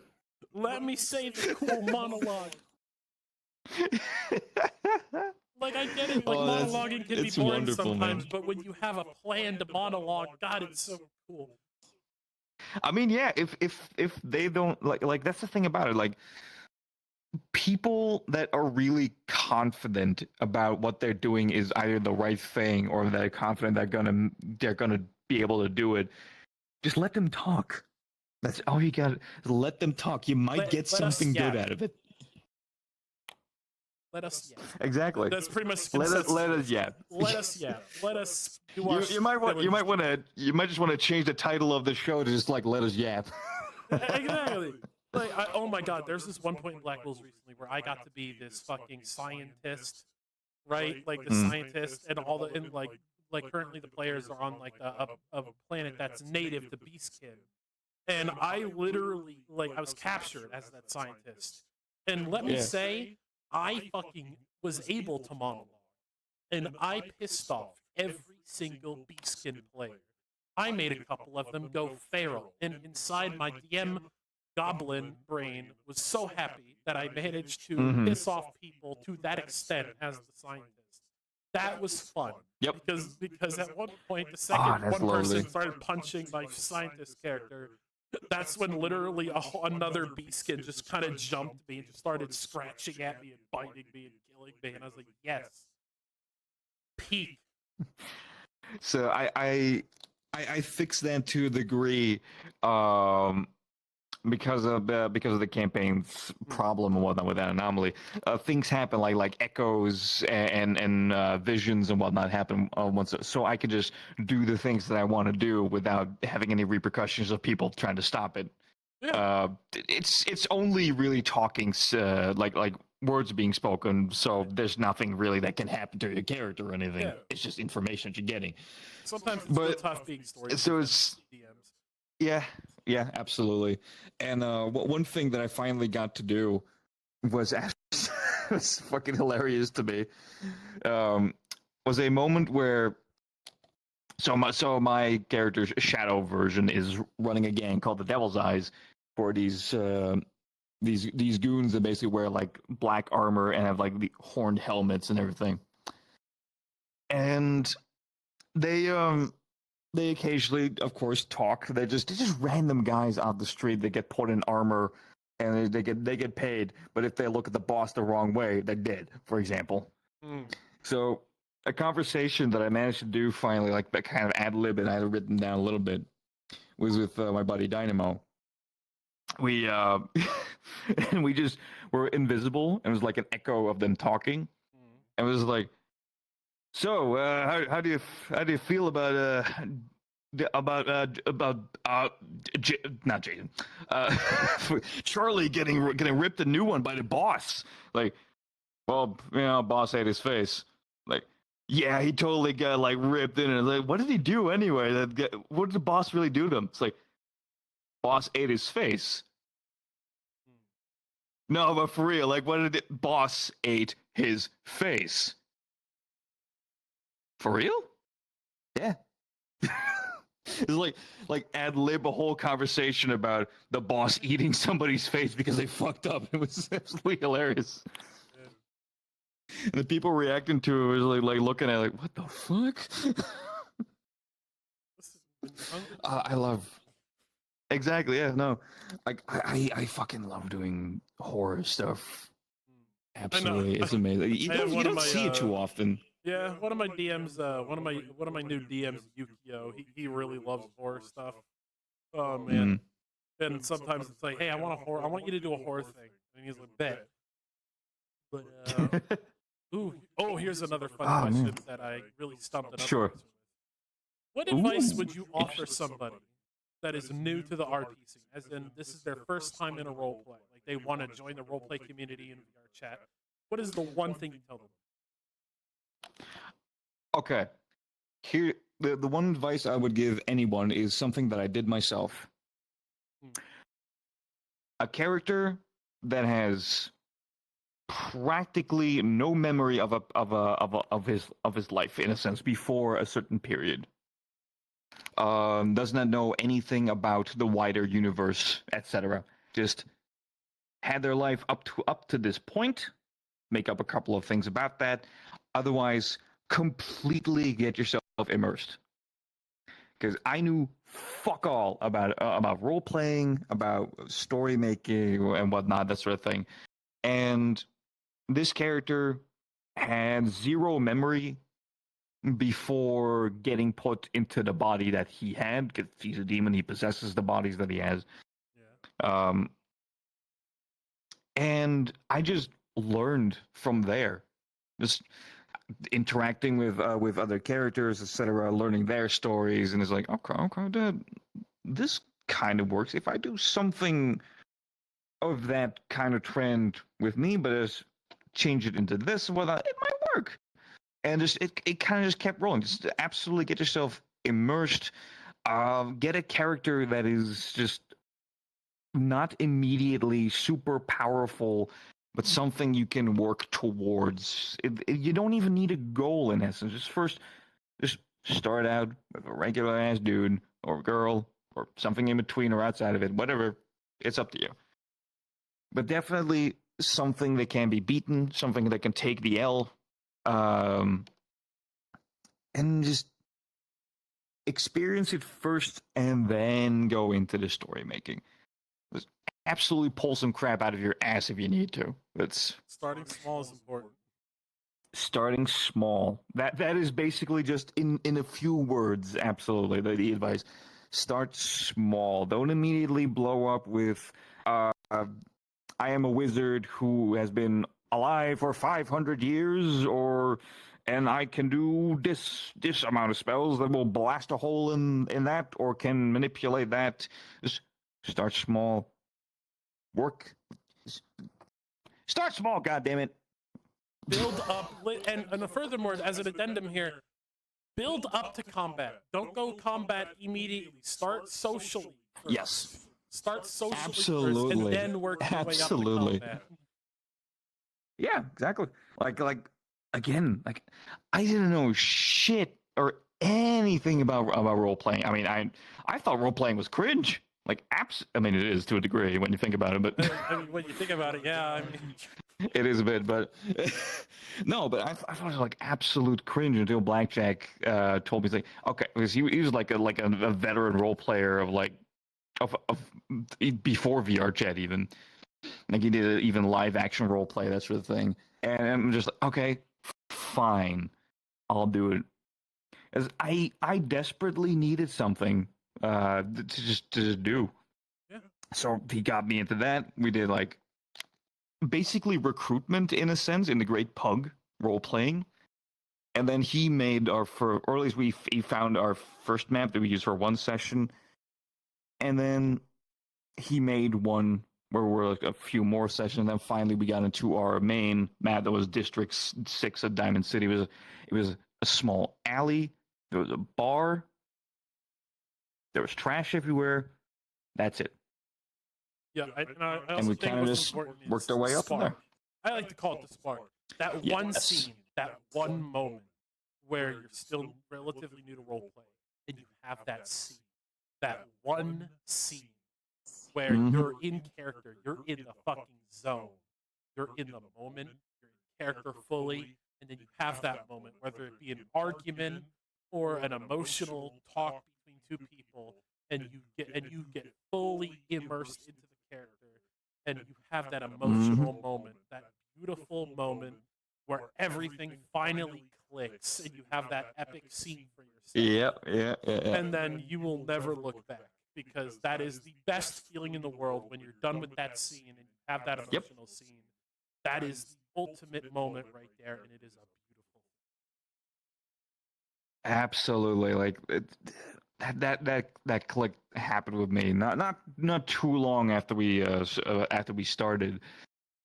Because basically, the wonderful thing about the Diamond City RP was Blackjack basically made that RP to teach me how to role play, and it was when I found out about it, it was like incredibly sweet. Like, and then we just kept going, and I knew, like I said, I knew fuck all. So he was just, even though he made me co-owner, I was just a player, and he was just making things for me to learn. And everybody around that loved it as well. And then finally, when I got around to finally make my own content, we just kind of constantly just went back and forth between each other. Like, this is cool. Yeah, this is cool. And that works. And yeah, that works with that too. And we just constantly just made things better and better until at one point we both made quite a few mistakes, unfortunately, that led to Redstone closing. Listen, real shit. As someone who has made a lot of mistakes in Black Wolves, you know what that is? You know what making mistakes when you're running a roleplay is? You know what that's called? A learning experience. That's what that's called. It's Exactly. called a learning experience. Nobody is perfect. Roleplay owners. Nope. Yeah, exactly. We are only human. We are just silly goobers who want to tell a cool story. We are people on the internet. Don't always think that we are the internet. We don't always get things right, and especially we get a lot of things wrong. I'm just listen. At the end of the day, I'm just a 25-year-old married man who's also a game developer who just wants to tell a cool story while he's working on his game. That is essentially the epitome of Nice. what I am. Like, I'm not much else other than that. I'm just a guy. I'm just a regular guy. Bro, I'm just a 32-year-old retail worker, man. I ain't got nothing going on in my life. Exactly. I just want to tell a cool story. Exactly. Like, and here's the thing. Like, there's more than one spark too. There's always that one spark that like really gets that high going. Like during the finale of Black Wolves, when a character who was dead previously came back temporarily. Granted, he's back again now, but that's a different story. But like, there's this moment where he had to go back to being dead, and he was like sitting there with his daughters, and he was like wanting them to like, I need you to tell me you're gonna be okay if I leave again. And they said, you can go, Dad. You can rest. And then he died. And that was the fucking most emotional scene I've ever done. Fucking heartbreaking. The heartbreaking death is quite something. And then there's this one death in Black Holes, Oppo, Magic's character. Oh my god, that death was like in the moment. It was not a scripted death. It was just an unfortunate circumstance that the one thing that could kill him was there that session. And he died. Right, yeah. And that was like, oh my god, it emotionally devastated so many of the players when that character died. There was a funeral and everyone was crying. So many sparks were had that day. Yeah, Everyone was so emotional. Character death is without a doubt always a spark for somebody. Absolutely. It's character death is always a thing that is very hard. Like, I would not want this character to die. But that is mainly because it was my first character. There's so much invested in the story and everything and whatnot. But it has to happen at one point. Oh yeah, absolutely. Or somebody that doesn't spend on this model alone. Exactly, dude. It's going to happen at one point. Absolutely. I've had it happen Technically, once, but that was one of those sparks where basically I needed an excuse to a degree to have a new model made, because the one that I had was one of those old MMD models from fucking DeviantArt, and they were the person that does my at least my basic model. He was so mad at me every single time I wanted something new because it was god awful to work with that model. It was such an absolute mess of a model that actually trying to make it workable took days. And Chad move, make your own model. that. Yeah, if you motherfucker, if you learn Blender, you got my respect. I will not touch Blender with a 10-foot pole. I do it, but yeah, for a living. Fuck that, dude. No, but the one moment that I had was, the body was dying because he was slowly getting stronger again, back to his own peak from back in the day, and the body was just not handling that anymore. So it was slowly burning up. And there was this priest character, one of the staff members was playing, and we had this idea of, why doesn't the priest kill him? The priest hates demons. Of course he'd want him dead. So we made a little story around that, and I even did this like stream around it. I think I still have the VOD somewhere, or I don't actually. I think never mind. But yeah, so the character got fucking barbecued by holy energy. Is absolutely eviscerated, burned to a pile of ash to the point where only like the clothes remained. And what I never expected was that I just shot out a little message saying that I had the Red Diamonds Guild and whatnot. So everybody, their pin shoots a message of, hey, this and this person has been deceased, because they have like life sign detectors and whatnot. Yeah. So what happens is that during that small session, and we were only going to be like 20 minutes max, turned into several hours. Because his family members caught on to that, and they all got onto VRChat, got into character immediately, went out to the spot where my character bit the bullet, and they had this whole magnificent emotional scene of picking up his leopard print jacket, and it just went from there.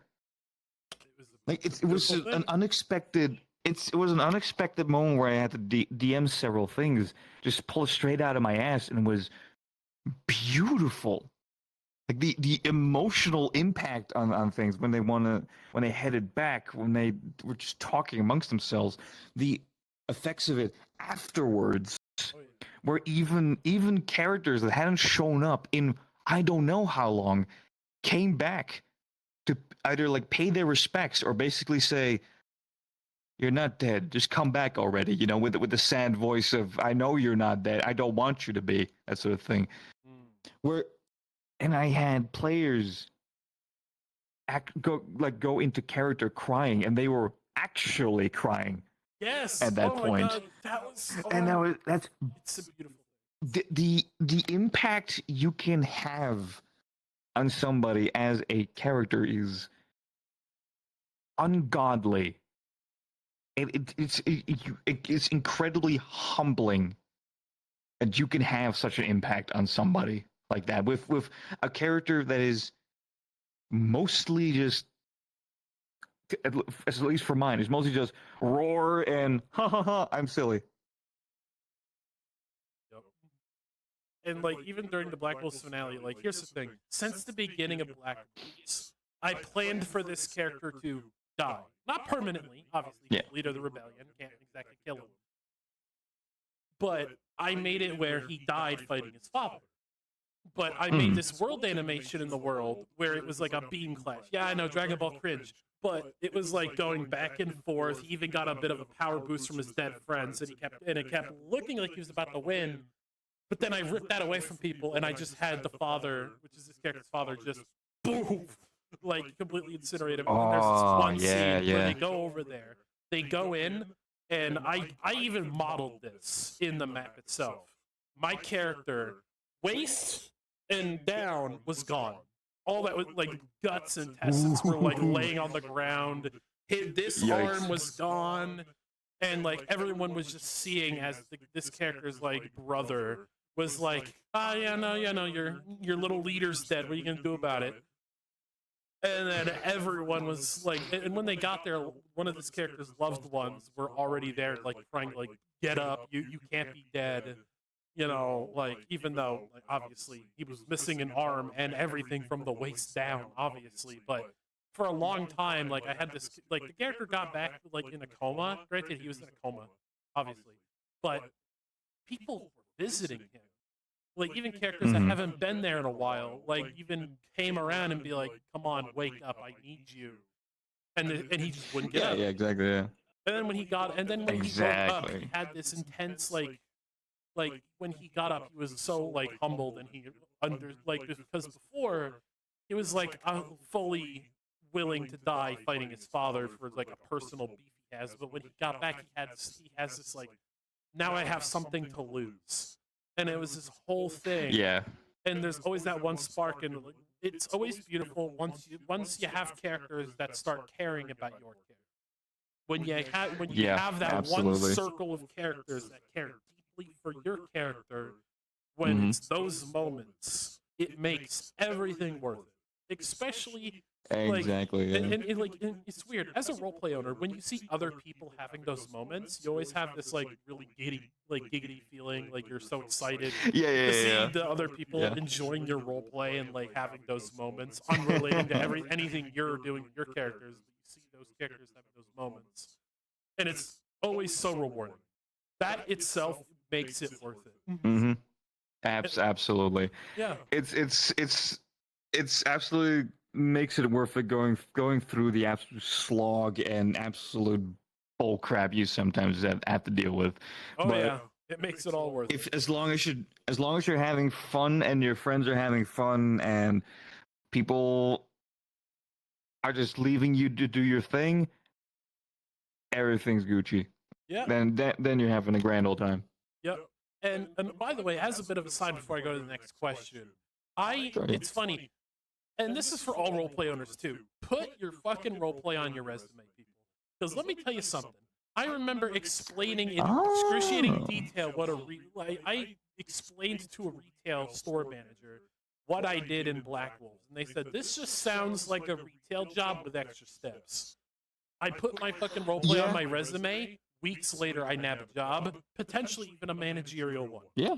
And it's like, Running a role I play mean, you is can put it complicated. down. Yeah, Yeah, you can put it down as like a community manager, that sort of thing. Yeah. exactly. It could really nab you a good job. Like, like, believe you me, like, yeah, I know it's a hobby. I get that, but like, a But lot. still, the amount of administration, managing of things, etc., that you have to do, planning, that's all things you can put on your resume. Yeah, exactly. Absolutely. Especially if you have to deal with like inner conflict with other players, like that itself. Oh yeah. You're like people who have to deal with that. You are essentially a living, walking HR department. Yep. Like, That is. We shouldn't have to. That is. Listen, we ugh, shouldn't. Listen, so full true. disclosure. We shouldn't have to be a walking HR department, but it comes. No. It comes with the territory.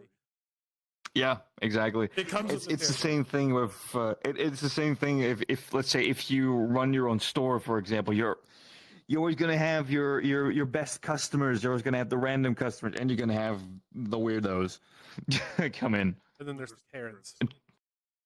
And the Karens, yes. Oh. Wonderful. All right. Now time for one of the final questions that are scripted, and then I have one unique question for you. All right, this one is a pretty good one though. What has been your greatest challenge as a role player? Greatest challenge would be to make it interesting. To be honest, like you can have a cool setting, and you can have lore around it, but I often struggle with making content in general. For example, the last mission for my campaign was beginning of this year, like January, February. Even though it's the second season, it should have been either have been over or it should have already been progressing a lot more. I have a lot of trouble making just content in general because constantly rethinking things. Putting a jigsaw puzzles in the right space is very hard to do at times.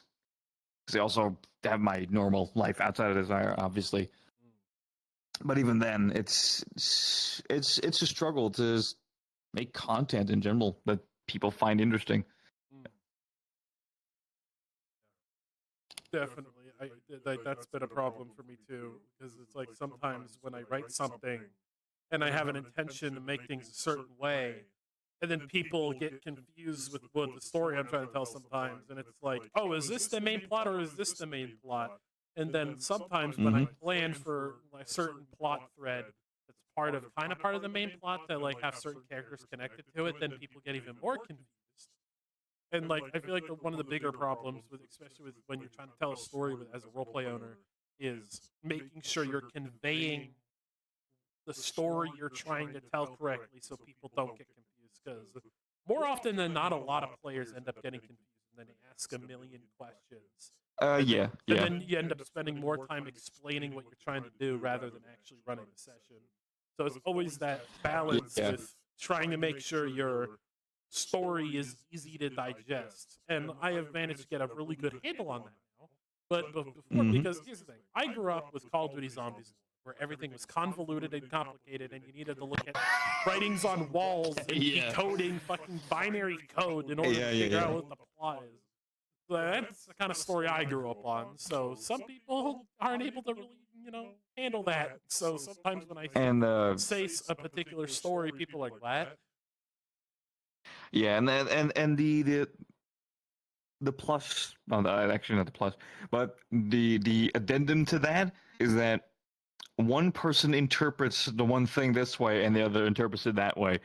So it's absolutely like, oh, this person's got it right, and this person is saying that they're right, but they are absolutely not.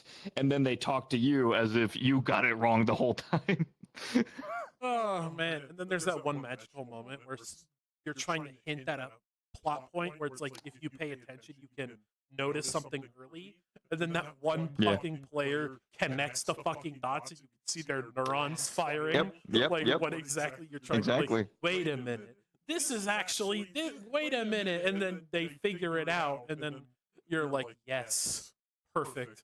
All according I try to plan. do that. Yeah, I try to do that quite a lot, where to give players the options to basically have either a one up or something that goes horribly wrong if they do something with that. For example, in one of the first missions of my campaign, they were in the place of other players that robbed the bank at the time. Mm. So they went back in time, and they are now in place of those players. And they could have left the money there, but they didn't. And that money is still in their possession. There's still things they can do with it, but they have not used it yet. Yeah. Yeah. My And players there ended is up one stealing a specific ship, and they thing. don't really do much with that ship anymore. They stole Electrocorp's ship near the beginning of the campaign in season 1, and now they never even think about it. Which is fair, because I never mention it as well, so technically it's also on me for not mentioning that, hey, you guys still have this, by the way. You have to remind people, yeah. But one thing that I can definitely say is that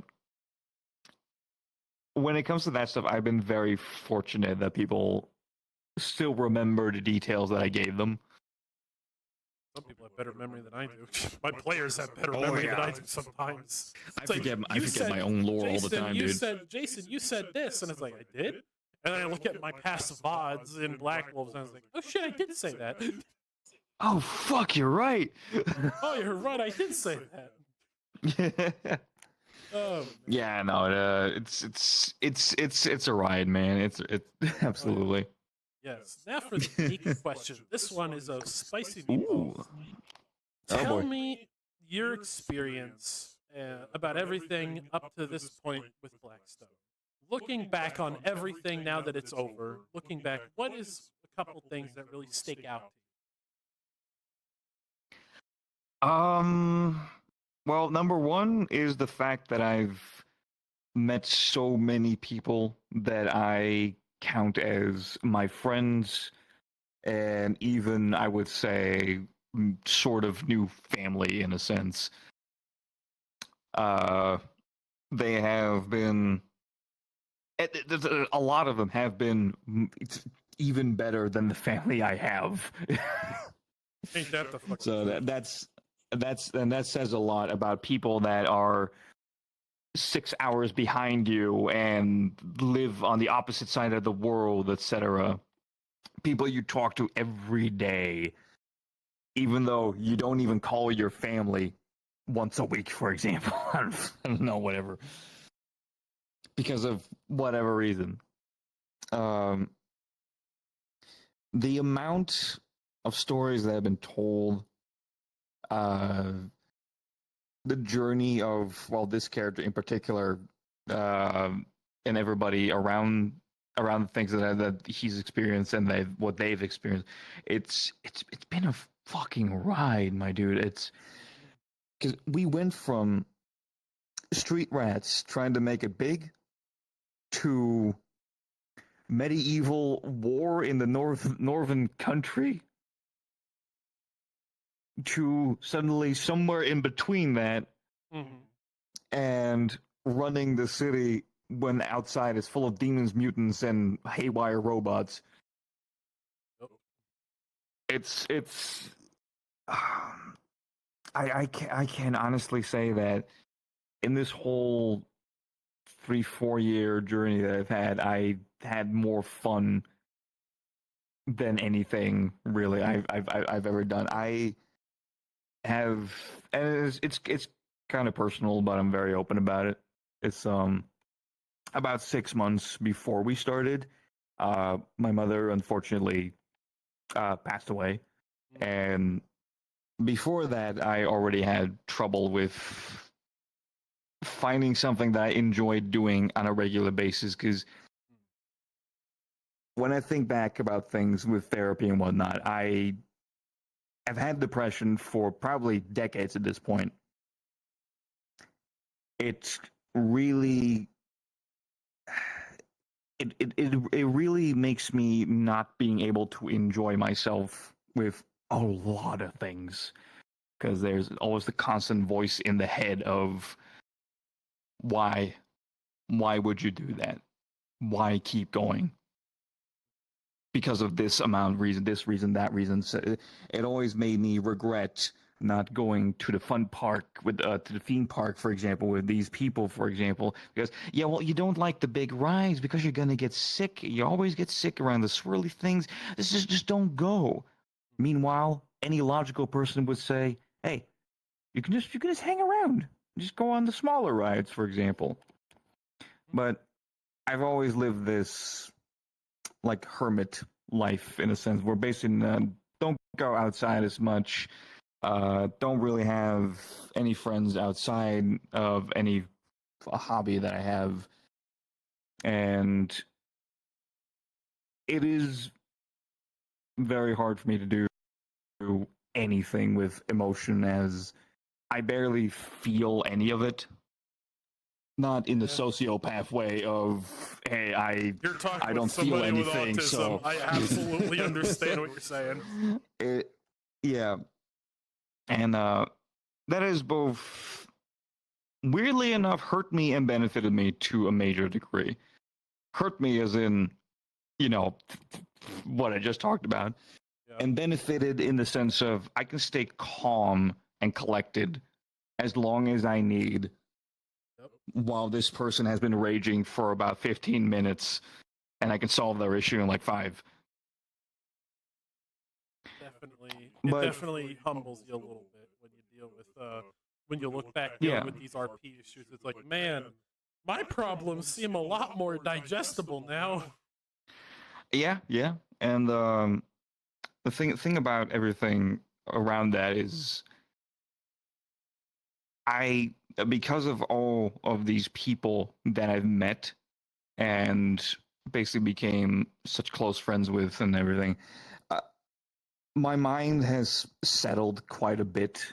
With like a lot of the bad thoughts have kind of dissipated a bit more. Outside of this, I was extremely lonely to the point where the bad thoughts were there.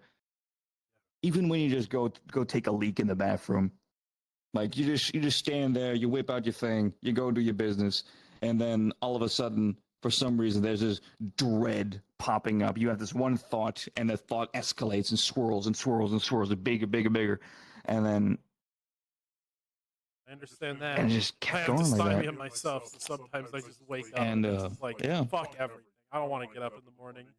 You know, there's some Yeah. days where it hits you. it Like, and I understand exactly what you're where, talking yeah. about, like being in a bad place when you before you started. Mhm. Because me and myself, like, VRChat's been a very unique experience. I came into this game purely out of my morbid curiosity. I only got VR at the time because I wanted to play Beat Saber. I had a Rift S, by the way. That's fun. Thanks, Facebook, for fucking making the Rift S useless as soon as I bought it. But anyway, Mhm. like, VRChat has not only helped me unlock memories that were previously repressed, given like the school. Like, I'm open about this as well. I was at a school for 4 years that basically electrocuted me and threw me in padded rooms every single day. And I repressed that, and then VRChat unlocked that shit for me. And then on top of that, after that, not only do I gain friends, but then I found love, which I don't talk about it often. But what I want to zoom out for a second here. The fact that you can find love. I live with my wife, and I met her in VRChat, and then we grew this fucking like role play together. You know, like she's my co-owner in Black Wolves, and we have literally built this from the ground up. Like my partner in crime, building this up from the beginning with me. You know, and it's like the friends that I've made are friends that I like. A lot of the people that I roleplay with are people I talk to on a near daily basis outside exactly, of yeah. roleplay. And it's like that is worth everything. That is the reward at the end of the day. Like, yeah, you know, role playing is fun, but at the end of the day, the part that really makes it all worth it at the end is those friendships, those bonds that you make with people. Whether it is you only talk to them then, or you talk to them every day. It is the fact that you make those meaningful bonds with those people outside of the role play, and you make those Exactly. friends. And granted, I hear this from a lot of different role play owners about the drama, the drama, the drama. When you disconnect yourself from that and you just look at where you were before and where you are now, like it really helps, especially about the fact that like a lot of the people that are in my life that are in Black Wolves as well are people that I consider family as well. So I absolutely relate to what you're talking about because those bonds are extremely meaningful to me. Because without Black Wolves, I would be nowhere. Like real shit. Yeah. Like actually, funny you should mention that you met your wife on the VRChat. Like that happened to me too. Like I'm not married, but she's in the other room over there. She came from another country to live with me. Exactly. Like literally a couple months after me and her started dating, she instantly is like, "I'm gonna move in with you," and I'm like, "Are you sure you're moving from Indiana to New York?"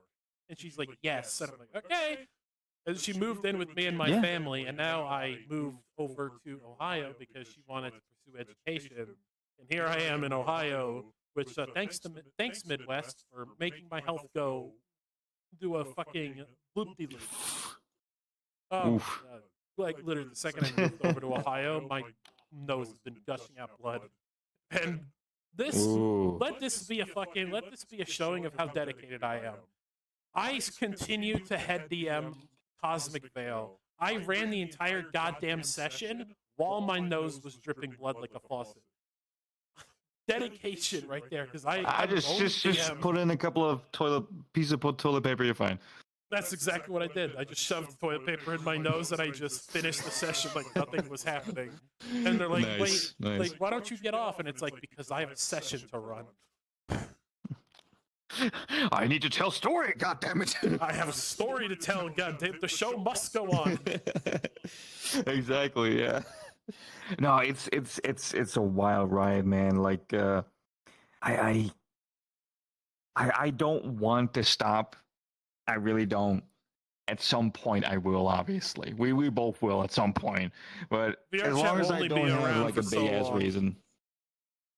Yeah, that or whatever the fuck. Something happens. I don't know. Headset goes kaput or whatever the fuck, or something like that. But other than that, it is. It really is. But yeah, it's. If I did not spend 1 month basically working a shitty job, I would not have VR. I would not have. I would not have paid for the Oculus Rift, the OG. I would have not have played VRChat because if I was gonna be playing VRChat, I want to have a VR set. I'm not gonna go on desktop. At least that was how I thought of it at the time. Yeah. And if I did not if I did not work that shitty job, if I did not say to myself, "Fuck it, I'm gonna spend half the paycheck that I got on this VR set because I love the idea of it," I would not have my current partner, one of my best friends, all the people that I've met in this incredible hobby. It's a fun hobby. Despite all the problems that the community has, whether it be the drama, the power scaling, like the communication, the creepazoids, DMs, the creeps, everything. Despite everything, it is still worth it. And I say this a lot because a lot of people have this stigma, like, and everything, on top of the whole when someone who doesn't roleplay in this game and you talk about what you do, it's like, oh, so you mean ERP? And it's like, no. No, oh no, that's a whole other can of worms, dude.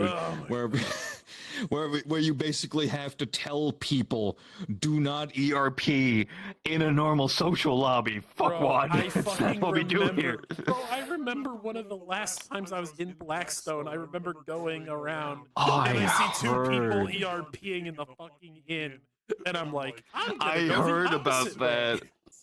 Like, I heard about that, and holy shit! Like I was there. The only time I've done it twice, but only for the funny way, where basically this character and his wife, I don't know, going like the back of the bar, or they're like in an in room or whatever, and we're both quiet.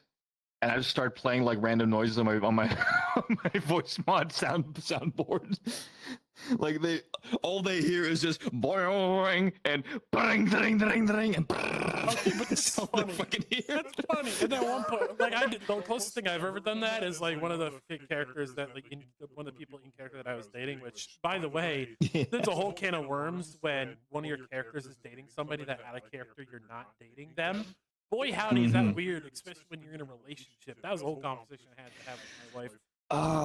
Yeah, no, I have the same thing. Where my girlfriend is not at all into RP or whatever, so we don't share that hobby.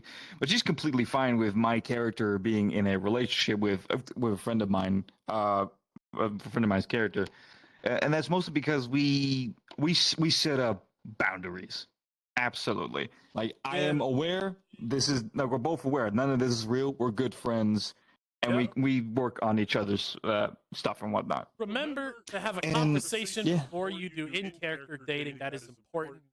But like exactamundo. Like I remember one time they were like grabbing my character to like you know what they were gonna do, and my character was grabbing onto the door frame. He's like, "Release me." Release me, foul temptress! Oh, it was so fucking hilarious. Because the character's a god and he was more than capable of breaking free, but it's like, no. Yeah. Oh man. But no, like it's the same thing. Like my character's wife is it's basically like a 9-foot tall fucking devil of lust. So oh boy. Literally, she gains her power from doing things to him. So he's just like, can we get an F in chat for that? I know what you're thinking right now. I know what you're thinking right now, but yeah, I don't have a choice in this, do you? No, fuck.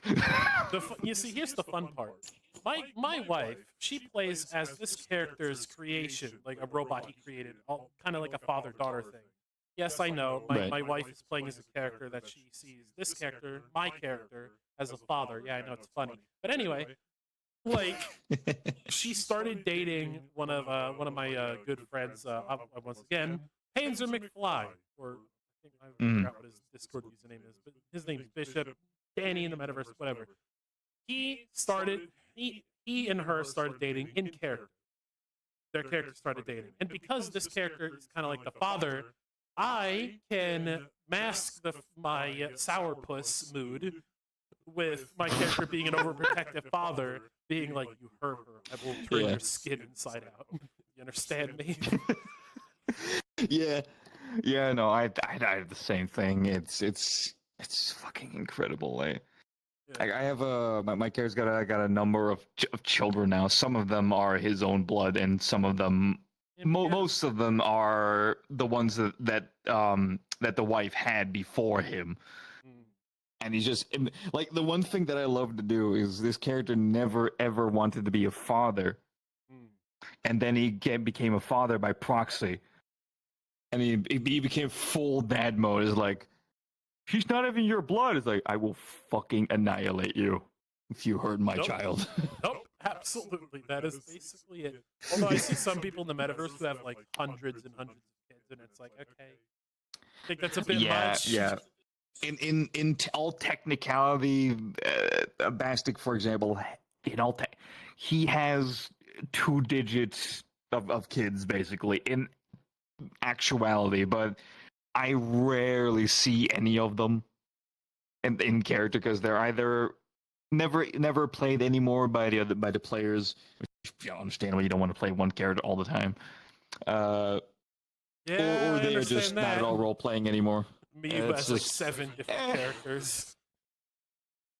Oh yeah, no, I had the one character for a long time. Now I have a number of them. Thank you, Modular Avatar and VRC Fury. So I can actually do things on my own. And then there's me, where I make my own damn particles. Yep. I slowly starting to learn things with Blender. I'll never understand. But yeah. In any case, definitely. Just if you are going into a character relationship, for the love of God, have a conversation about set boundaries. Please. let people know that you're not into this and this, because there's so many people that just immediately go into the hard stuff if they get the chance.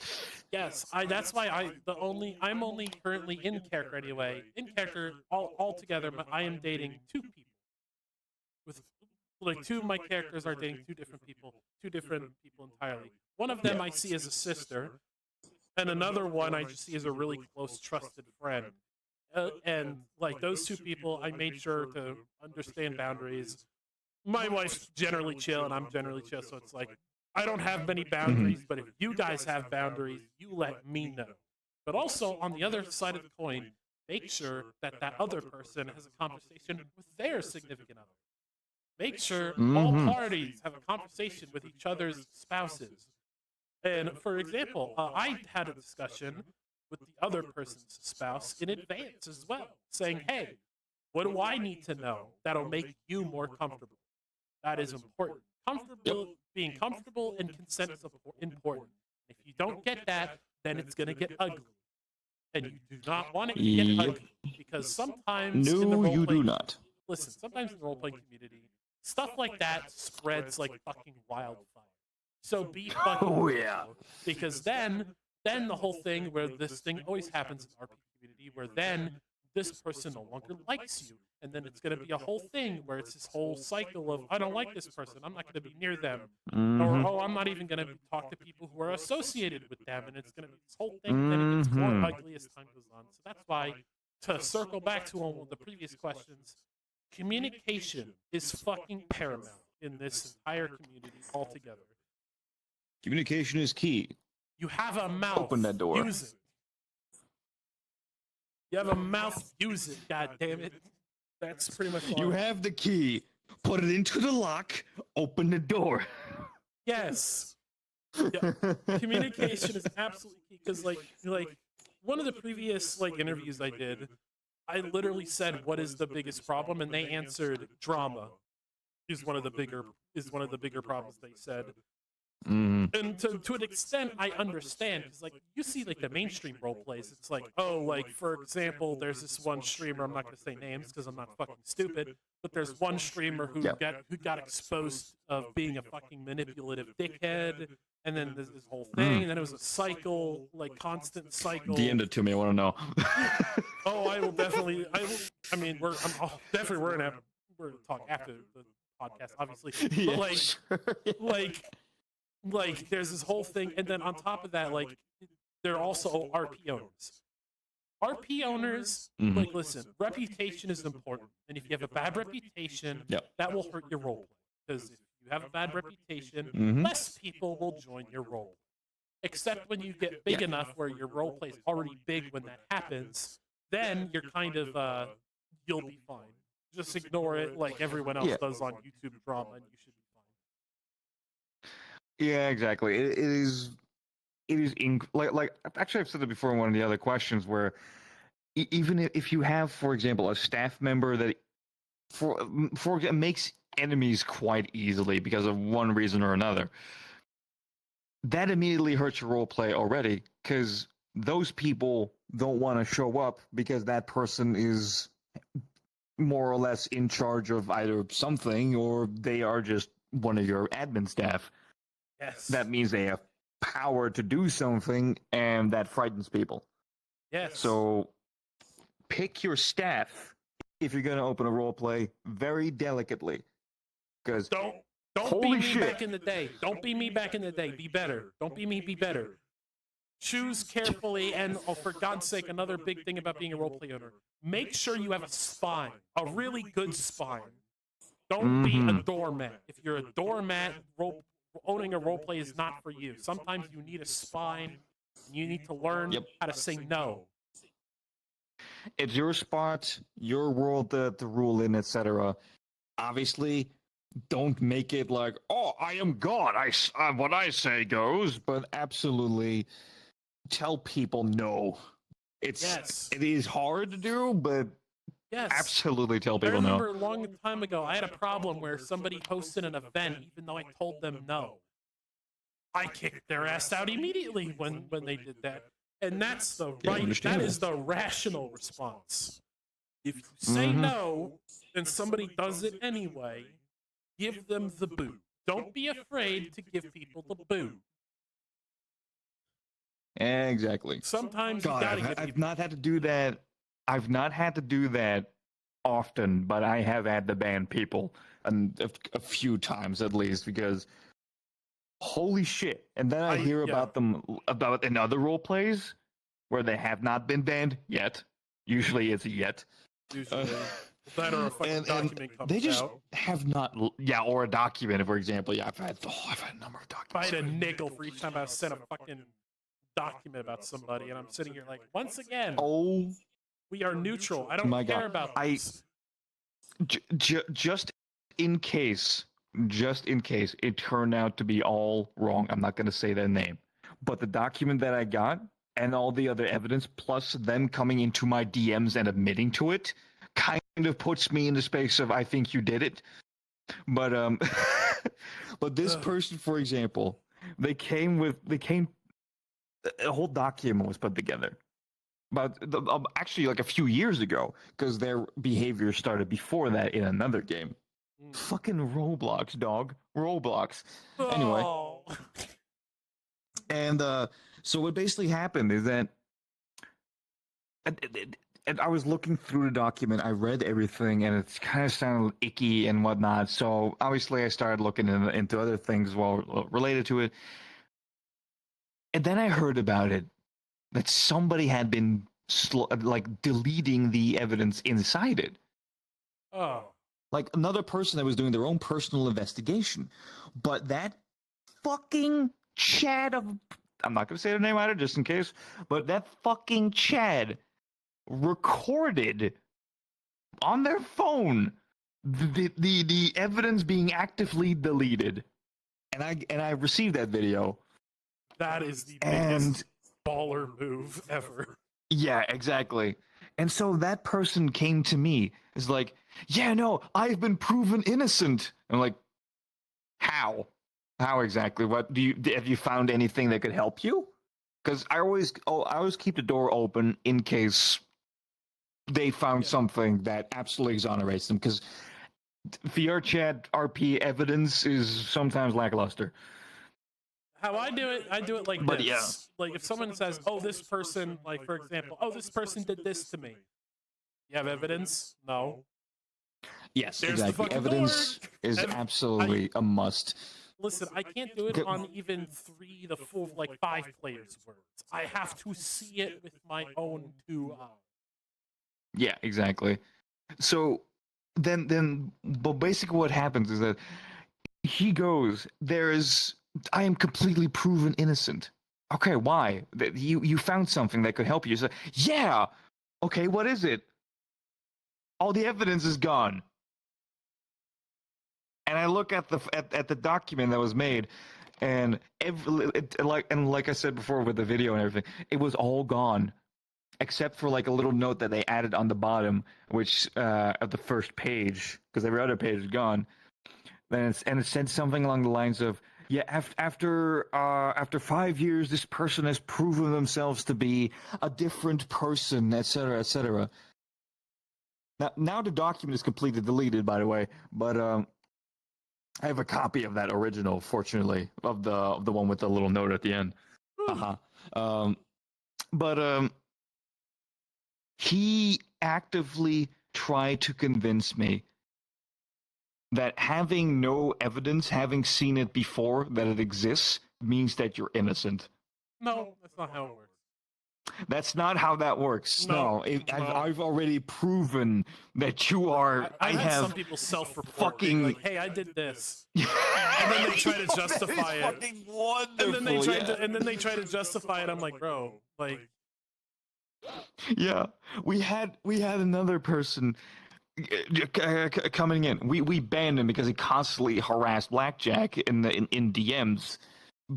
And then quote, by the way, that is usually how I get the attention that I want. oh, come on. And yeah, that's what they said. And then we banned his ass. And then for another RP that I was staff of for a little while, he came in We banned his ass from there for same type behavior. Based. And then the most wonderful thing happened. Most wonderful thing happened. He actually got into Blackjack's DMs again after a long while. When we were, I think we had transitioned into Blackstone already or Redstone. I don't remember which one. I think it was Blackstone. So he did not realize that he was in the same server, or at least he was trying to get into the server because it was banned for him. Yeah. It's like, hi, I can't join your server. What's up with that? And then he realized who he was talking to the guy that banned him in the first place. And he was like, oh, right, I'm banned from that. Sorry. Fucking fucks off. Oh my god. I have banned that person, or at least seen him banned, from 4 separate places for the same fucking behavior. God, I hope they're not in Black Wolves. Oh, I'll tell you the name later. You'll know it immediately. Trust me. Oh, I hope I do. But the sheer amount of stupidity that I've seen with the people that I've banned, they were either just absolute shitheads, just assholes that just nobody liked, got in everybody's way, etc., or they were absolute fucking creeps that were also morons at the same time. Yup. And it is a wonderful feeling to say, nope, not in my house. Bye-bye. Yeah, I rarely hit the ban hammer. Like, to be honest, I rarely do that. The only ever ban hammer I've ever thrown is my old dev team for reasons I'm not going to get into, obviously. Some of them I have Fair unbanned. enough. Some, because here's the thing. I believe in people can change. I also acknowledge the fact that in some instances, I am willing to admit when I'm wrong. And I will take partial blame for what happened back in the day. However, so I have sent. I think it's maybe like my ban list is mainly scam bots. To be honest, it is more. It is more absolutely. It is more spam bots that I've banned rather than actual people at this point. Yeah, I think same. there's maybe like we 3 people on my ban list right now that are actual people and not just fucking robots being like, "Do you want an avatar commission?" Yeah, oh my god, yeah, the exact same ones. Like, we, in Redstone at the very least, we had a monthly whitelist that we were going to do.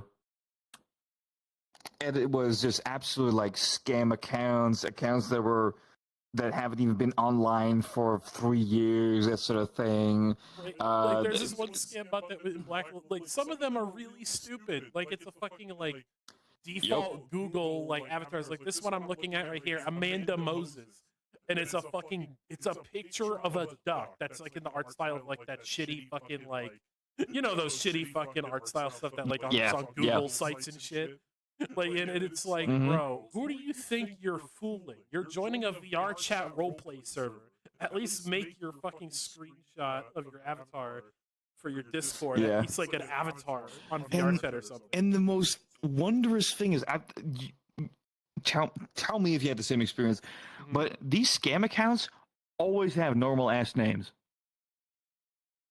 Like, always they're either called like Jordan or Michael or Brittany, with like a last name attached to it, something like that. Like right now, I actually during this conversation got a DM from somebody. There was a scam account in the Redstone server, which, you know, is being shut down, so we're not going to do too much. I was going to remove that one. But there's like 2 of them that showed up. One just called Alexis. And the account isn't even a month old. Yeah, and it's most likely it's a scam account. It's a picture most of a cat. likely. I'm looking at it right now. It's just a picture of a cat. Who do you think they're fooling? Yeah. And then there's another one that showed up that is literally just a Discord logo, a yellow box above it, and that's it. It's just Muhammad. Like, yeah, exactly. And it's just why is there it's two just messages? a prophet, I guess.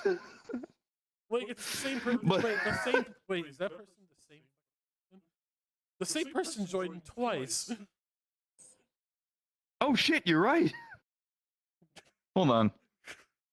It is the same, like the same account. So they probably It's just still in there, got too. out and got back in. But it's so fucking weird, man. Like, Why VRChat roleplay servers? That's my question. Go to Yeah. right, go somewhere else. Like I don't know who they think. Go to VRC traders at least. for example, yeah, Like, where it's just so many fucking like it's, scammers and whatnot show, and it's so easy to find. It's so easy. bro, Like, it's like breed. It's fucking easy. Bro. They're so easy. fellaritas, and new players. For the love of God, if somebody comes into your DMs saying, "Hey, I can do commissions," either just do not talk to them or block them. Yes. Also send their names and everything to a DM. They will take care of it. Most of the time, they just immediately DM me in the middle of the night, being like, "Jason, there's a bot messaging me," and I'm like, "Okay." Yeah. And then I hit the ban hammer, and then I call it a day. Yeah. It's happened so many. Like, I actually engaged them just for funsies, just to see what they want to say. Too. And it's the same thing with like scam calls on the phone, you know, where I don't know, like some dude from India or whatever is calling you, basically saying that your computer has got a virus. Your car's And then I say to him, like the most asinine or like smut filled thing I can think of at that moment. Bro, I Just remember one make him- time I got one of those make him like hang car up on me. warranty things. I was like, "Okay, where's my car? Texas." "Oh man, I've never been to Texas. Can you bring my car back?" It would be nice. Yeah, Can you Bring like send my like car a back. guy over? Right? And, like, and here's the thing: I don't have a license, nor do I have a car. So that's when I know it's a scam because I don't have a car. I walk 3 miles to get to work. Yeah. I walk 3 miles to get to work every day. If Yeah, I had a man, car, it's- I'd be it's- driving it. And the number of times I've heard like, what was it again? Oh yeah, it's like, oh yeah, I just want you to test out my game, Brother, that is and then they click on the virus. link. Yeah, or like it's a Discord server or whatever. Like somebody actually at one point sent me like the link to a Discord server, and it was a gigantic looking server. From the link, because like so many members were online or whatever the fuck. Yeah. But it was very obviously some kind of like porn place. To which Oh I'm just shit! like, That reminds me. "Hey, buddy, is Rest in- this you?" Rest in peace, Purple Lotus server, the OG one. Oh, I mean, at that point, come the fuck on. Like, it's happened to the owner like 3 times now. Brother, Like, you think they would not- identification.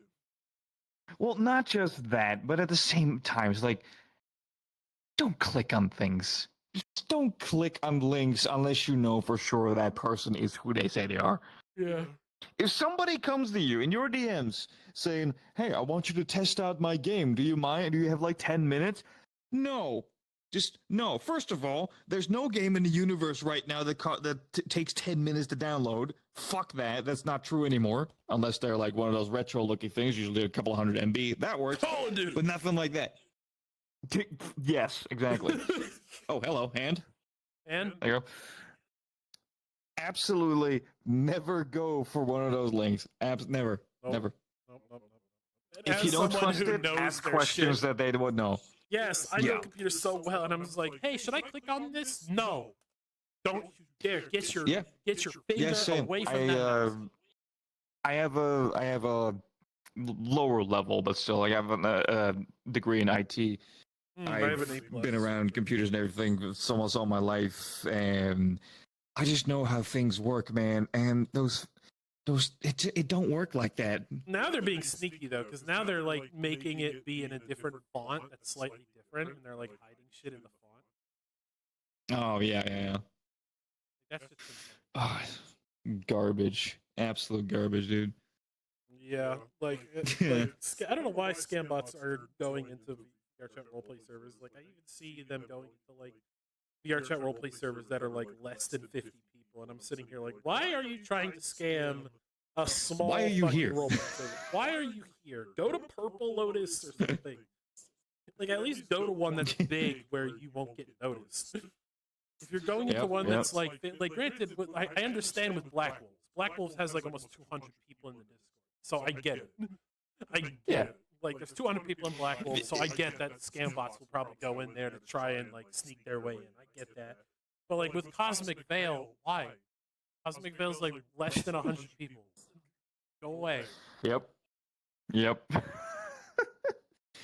Ah, man. Oh, my God. I remember one time a scam bot asked for NPC role, and I, like, oh, my God. They tried to be slick, and they tried to, like, act like they were, like, part of the community and everything. Go into The NPC wanted the NPC. Okay. The NPC wanted to be an NPC. Go figure.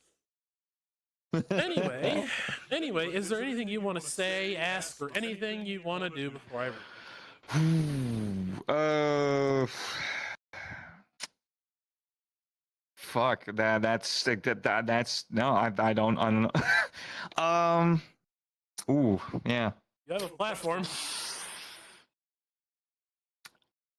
Right.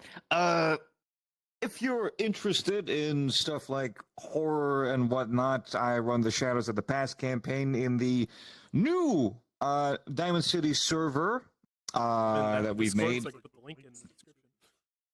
Fucking A, thank you. And wonderful thing is we're already starting out great with like 70-ish people already without even having started to open up a lobby, which we're doing next week as a stress test because I'm making the map. And if you need help with optimization, holler at your boy. I'm willing to help. Fucking A, absolutely will do. Other than that, as I said, I'm always open for basically anything as long as it fits within my time zone. Amen to that. Other than that, if you're starting out for role playing, just go with the flow. Make a character as simple.